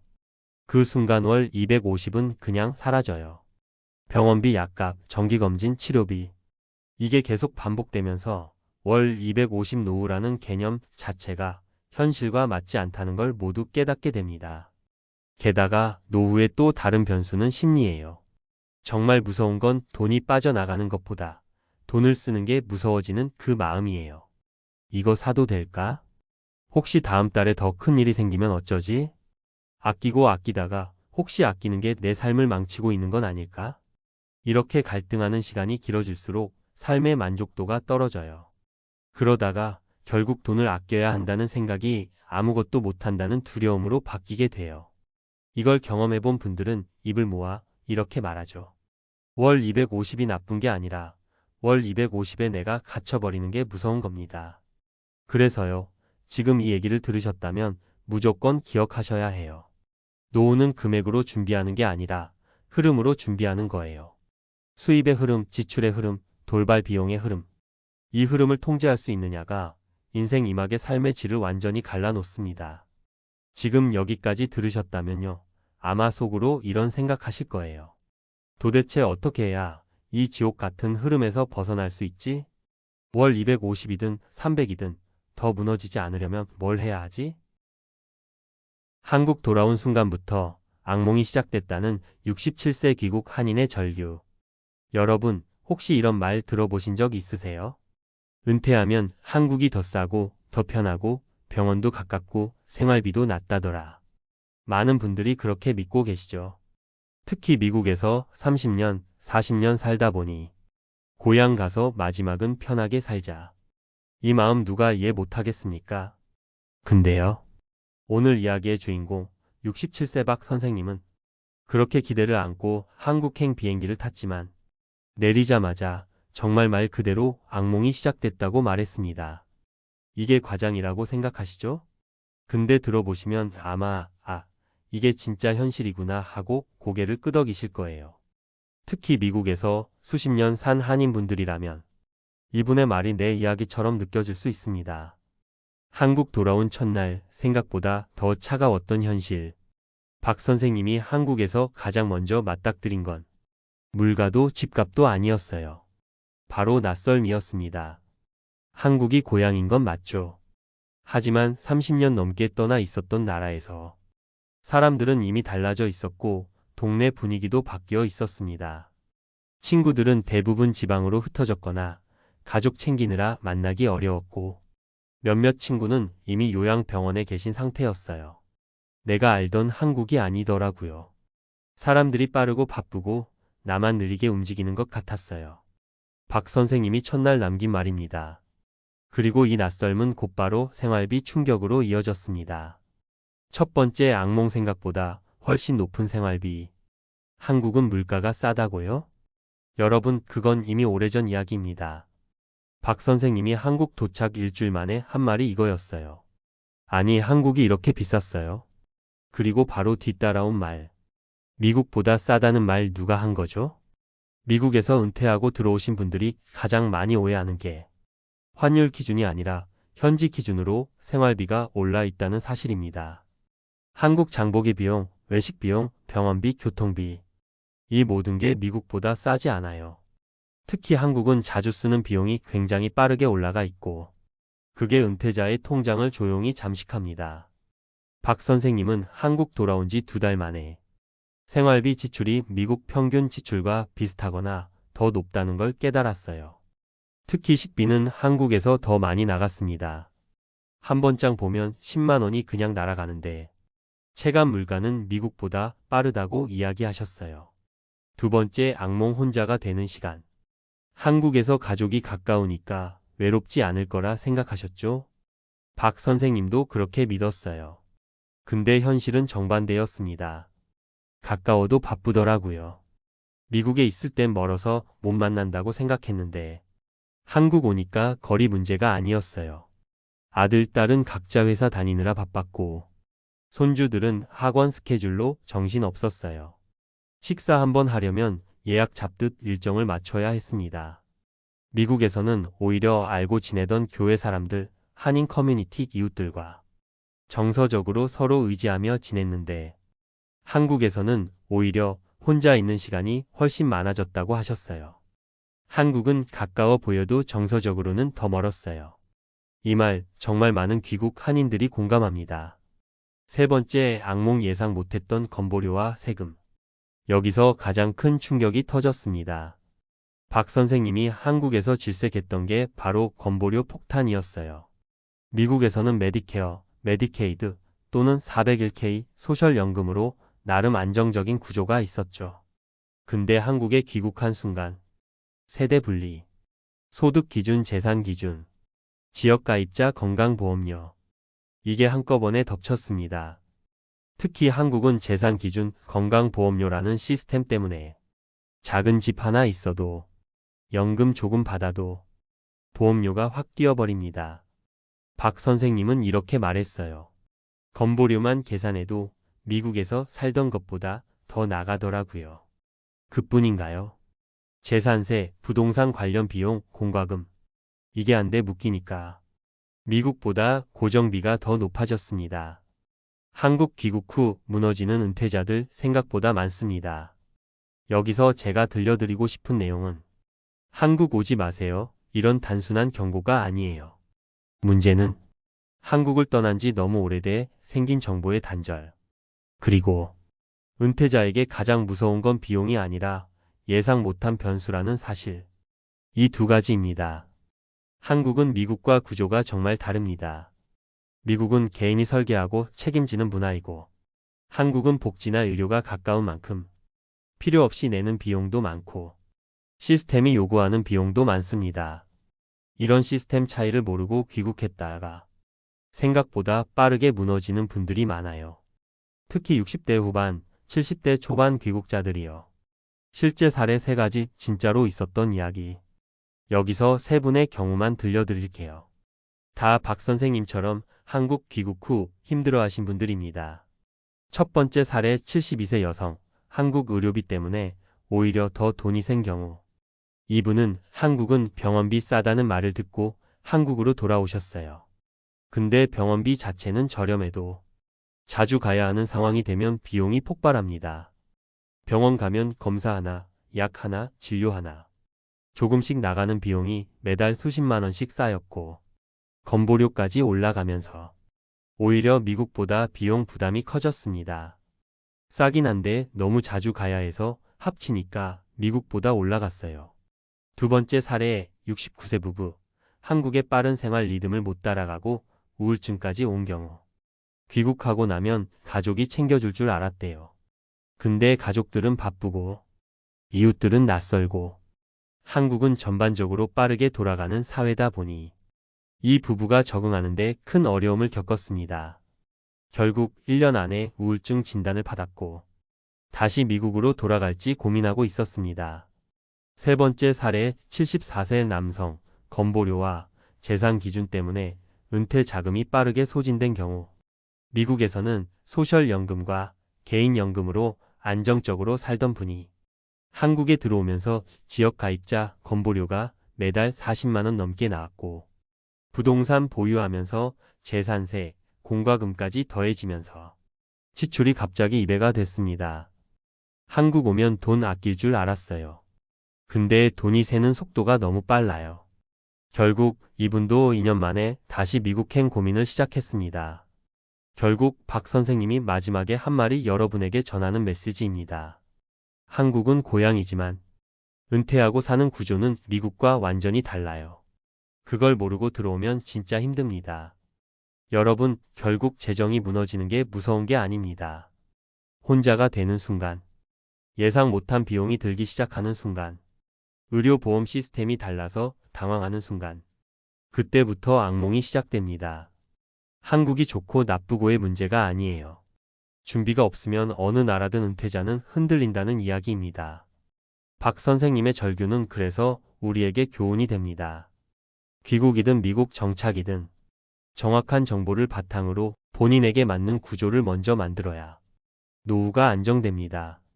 박 선생님이 한국에서 몇 달을 보내면서 가장 크게 깨달은 건 고향이라는 감정이 생활의 무게를 대신해 주진 않는다는 사실이었어요. 처음엔 한국의 정겨운 냄새, 골목길, 시장 분위기만으로도 괜히 마음이 따뜻하고 안정되는 기분이 있었대요. 근데 그 감정은 한두 달이면 금방 사라집니다. 그 다음부터는 현실이 바로 들이닥쳐요. 특히 은퇴자에게는 매일 반복되는 일상이 가장 큰 벽이 됩니다. 하루 종일 할 일이 없고 아무도 박 선생님을 기다리지 않고 아무도 그가 집에 들어오든 나가든 신경 쓰지 않는 시간. 이 고요함이 오히려 공포로 다가왔다고 하셨어요. 미국에서는 그래도 주말에 교회 가면 익숙한 얼굴들이 있었고 가끔 한인 슈퍼라도 가면 말 붙이는 사람들도 있었는데 한국에서는 사람들끼리 이미 오래전부터 짜인 관계 속에 살고 있잖아요. 박 선생님이 새로 끼어들 자리가 없었던 거죠. 어느 날은 이런 말씀도 하셨어요.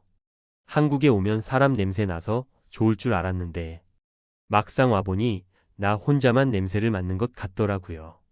이 말에 담긴 외로움의 깊이가 느껴지지 않으세요? 이게 진짜 많은 귀국 한인들이 느끼는 부분이에요. 한국이라는 곳이 낯설다기보다 이미 나 없이 흘러가고 있는 곳에 혼자 들어온 느낌. 이게 사람을 더 무너지게 만듭니다. 그리고 비용 문제도 시간이 갈수록 더 크게 체감됐습니다. 처음엔 그래, 이 정도는 감당할 수 있지 하던 지출이 한두 달 지나니까 패턴이 보이는 거예요. 전기세, 관리비, 교통비, 식비, 병원비, 건보료. 이게 전부 기본 지출이라 줄일 수도 없고 멈출 수도 없어요. 특히 한국의 의료는 싸서 자주 가는 구조라 조금만 아파도 바로 병원 가고 그러다 보니 한 달에 10만 원, 20만 원이 쌓이면 결국 미국보다 많은 돈이 나가기도 합니다. 박 선생님은 결국 한국이 싫어서가 아니라 내가 준비한 구조와 한국의 구조가 달랐기 때문에 적응이 어려웠다는 걸 깨달았어요. 그리고 어느 날 이렇게 말씀하시더라고요. 내가 어디에 살든 중요한 건 돈이 아니고 나의 일상이더라.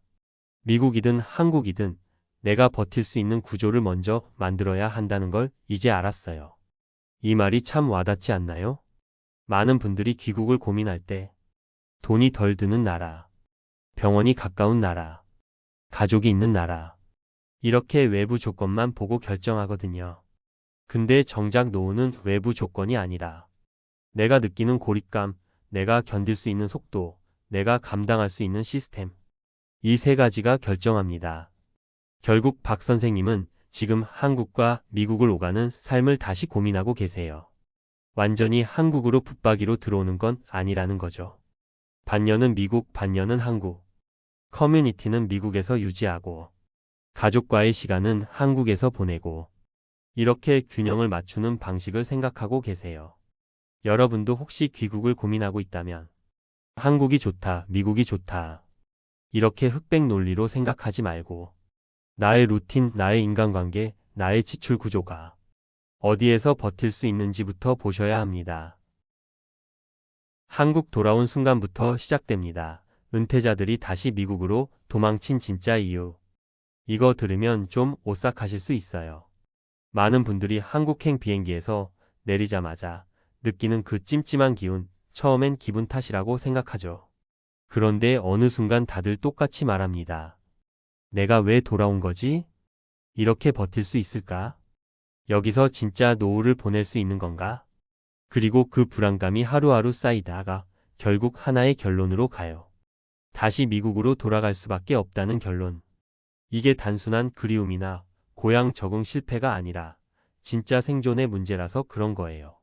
사실 많은 분들이 한국을 떠날 때는 그래도 고향인데 미국보다 싸겠지, 의료는 확실하잖아, 이런 기대를 안고 와요. 그런데 막상 도착해보면 생각 이상으로 삶의 구조가 완전히 달라져 있고 그게 몸과 마음을 동시에 흔들어 놔요. 특히 미국이라는 시스템에서 수십 년 살아온 분들은 더 크게 충격을 받습니다. 미국보다 복잡한 행정 절차, 지나치게 빠르게 변하는 생활 환경, 그리고 예상보다 훨씬 높은 지출 압박. 이 세 가지가 사람을 진짜로 무너뜨리거든요. 제일 먼저 다들 충격받는 게 생활비예요. 한국이 예전처럼 싸지 않다는 건 이미 알고 오셨겠지만 실제로 살아보면 생각보다 훨씬 부담이 커요. 특히 도시에 살면 돈이 새어나가는 느낌이 아니라 그냥 쏟아지는 느낌이에요. 미국에서 은퇴하신 분들이 보통 쓰는 방식이 있잖아요.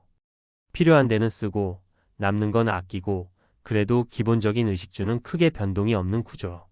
그런데 한국에 오면 그 균형이 깨져버려요. 생활비, 교통비, 식비, 그리고 어른들끼리 만날 때마다 생기는 작은 비용들까지. 이게 다 합쳐지면서 하루가 다르게 지갑이 가벼워지는 걸 직접 느끼게 돼요. 그리고 진짜 예상 못한 함정이 하나 더 있어요. 사회적 관계예요. 한국은 사람 사이에 은근히 끼어있는 관계 비용이 굉장히 커요. 인사, 모임, 경조사, 왕래, 부탁, 체면. 미국에서 한참 벗어나 있었던 분들이 이 문화에 다시 들어오면 말 그대로 체력이 아니라 멘탈이 먼저 나가버려요. 다들 처음엔 좋다고 생각해요. 사람 만나고 이야기하고 친해지고. 근데 시간이 지나면서 느끼죠.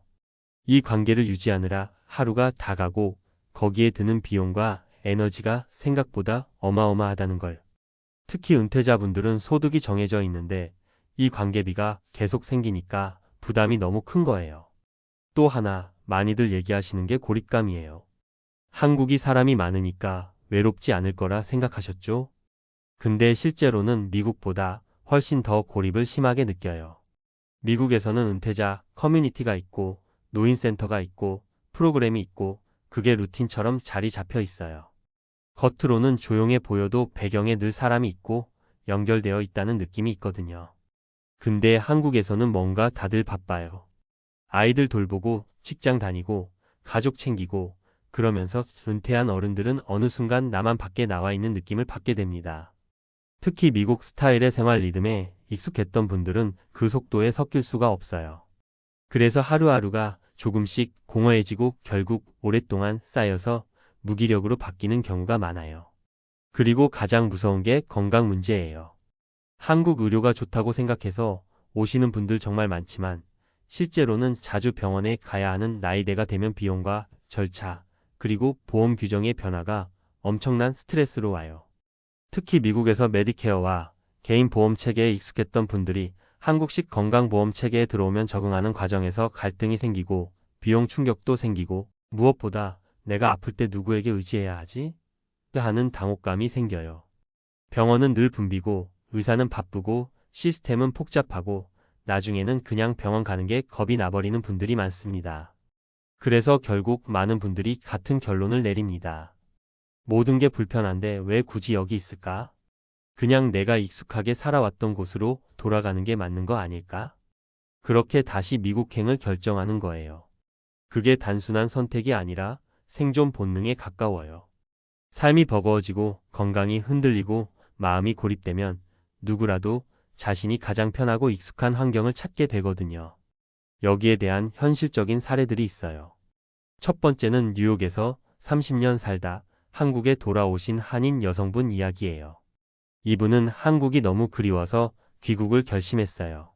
처음 몇 달은 정말 행복했다고 하시더라고요. 맛있는 음식, 편리한 대중교통, 가족과 함께하는 시간. 근데 시간이 지나면서 문제는 생활비였어요. 그리고 가족의 기대치도 부담이었죠. 일주일에 한 번씩은 얼굴 보여야 하고, 경조사는 당연히 가야 하고, 지갑은 계속 얇아지고. 결국 1년 만에 다시 뉴욕으로 돌아갔어요. 한국은 좋았지만 살아내기엔 너무 버거웠다는 게 이유였어요. 두 번째는 캘리포니아에서 정년퇴직하고 한국으로 온 한인 남성분 이야기예요. 미국에서의 삶이 너무 외로워서 한국으로 온 케이스였어요. 근데 한국에서 겪은 건 더 깊은 고독이었어요. 미국에서는 하루에 한 번은 누군가와 인사라도 하고 이야기를 할 수 있었는데 한국에서는 다들 바쁘고 바삐 움직이니까 그럴 기회가 없었어요. 게다가 나이가 들어서 새로운 인간관계를 만들기가 훨씬 어려웠고 결국 이분은 8개월 만에 다시 미국으로 돌아갔습니다. 미국의 외로움보다 한국의 고립감이 훨씬 더 무섭다고 느끼셨대요. 세 번째는 의료 문제로 귀국했다가 다시 미국으로 돌아간 커플이에요. 한국 의료가 싸고 좋다는 말만 듣고 오셨는데 막상 오니까 병원 시스템 적응이 너무 힘들었어요. 대기시간, 접수, 진료 방식, 보험 처리. 특히 만성질환을 가진 분들은 병원 방문이 잦아지는데 그때마다 스트레스가 너무 커졌다고 하시더라고요. 게다가 건보료 부담이 예상보다 훨씬 컸고 결국 미국 메디케어 체계가 훨씬 안정적이고 자신들의 생활 패턴과 잘 맞는다고 판단해서 다시 미국으로 돌아갔어요. 이 세 사례가 다 똑같은 결론을 갖고 있어요. 한국이 나쁜 게 아니라 미국에서 수십 년 살아온 시스템이 몸에 배어 있다는 거예요. 사는 방식, 돈 쓰는 방식, 인간관계 방식, 건강관리 방식. 이게 이미 미국 기준으로 굳어져 있는 상태에서 완전히 다른 구조의 한국으로 돌아오면 그 충돌이 너무 커요. 그 충돌이 결국 마음을 무너뜨리고 건강을 흔들고 삶을 불안하게 만들어요. 그래서 결국 많은 분들이 한국행을 포기하고 다시 익숙한 미국으로 돌아가는 거예요. 은퇴는 단순히 어디가 더 싸냐, 어디가 더 좋으냐의 문제가 아니에요. 평생 살았던 리듬, 마음의 안전지대, 몸이 익숙해진 환경. 이 모든 게 하나로 연결되어야 편안한 노후가 만들어집니다. 한국은 참 좋습니다. 편하고 빠르고 치안 좋고 서비스 좋고. 하지만 은퇴한 몸과 마음이 버티기에는 너무 빠르고 요구하는 게 많고 사회 구조가 촘촘해요. 반대로 미국은 불편하지만 속도가 느리고 간섭이 없고 생활 리듬이 단순해요. 그래서 많은 은퇴자들이 결국 미국을 선택하게 되는 거죠. 이 이야기는 누군가의 실패담이 아니라 실제로 지금 많은 분들이 겪고 있는 현실이에요. 한국에 돌아와서 며칠 만에, 몇 달 만에, 혹은 1년 만에 다시 미국행을 고민하는 이유. 그건 결국 살아낸다는 것이 얼마나 큰 무게인지 몸으로 느끼기 때문입니다.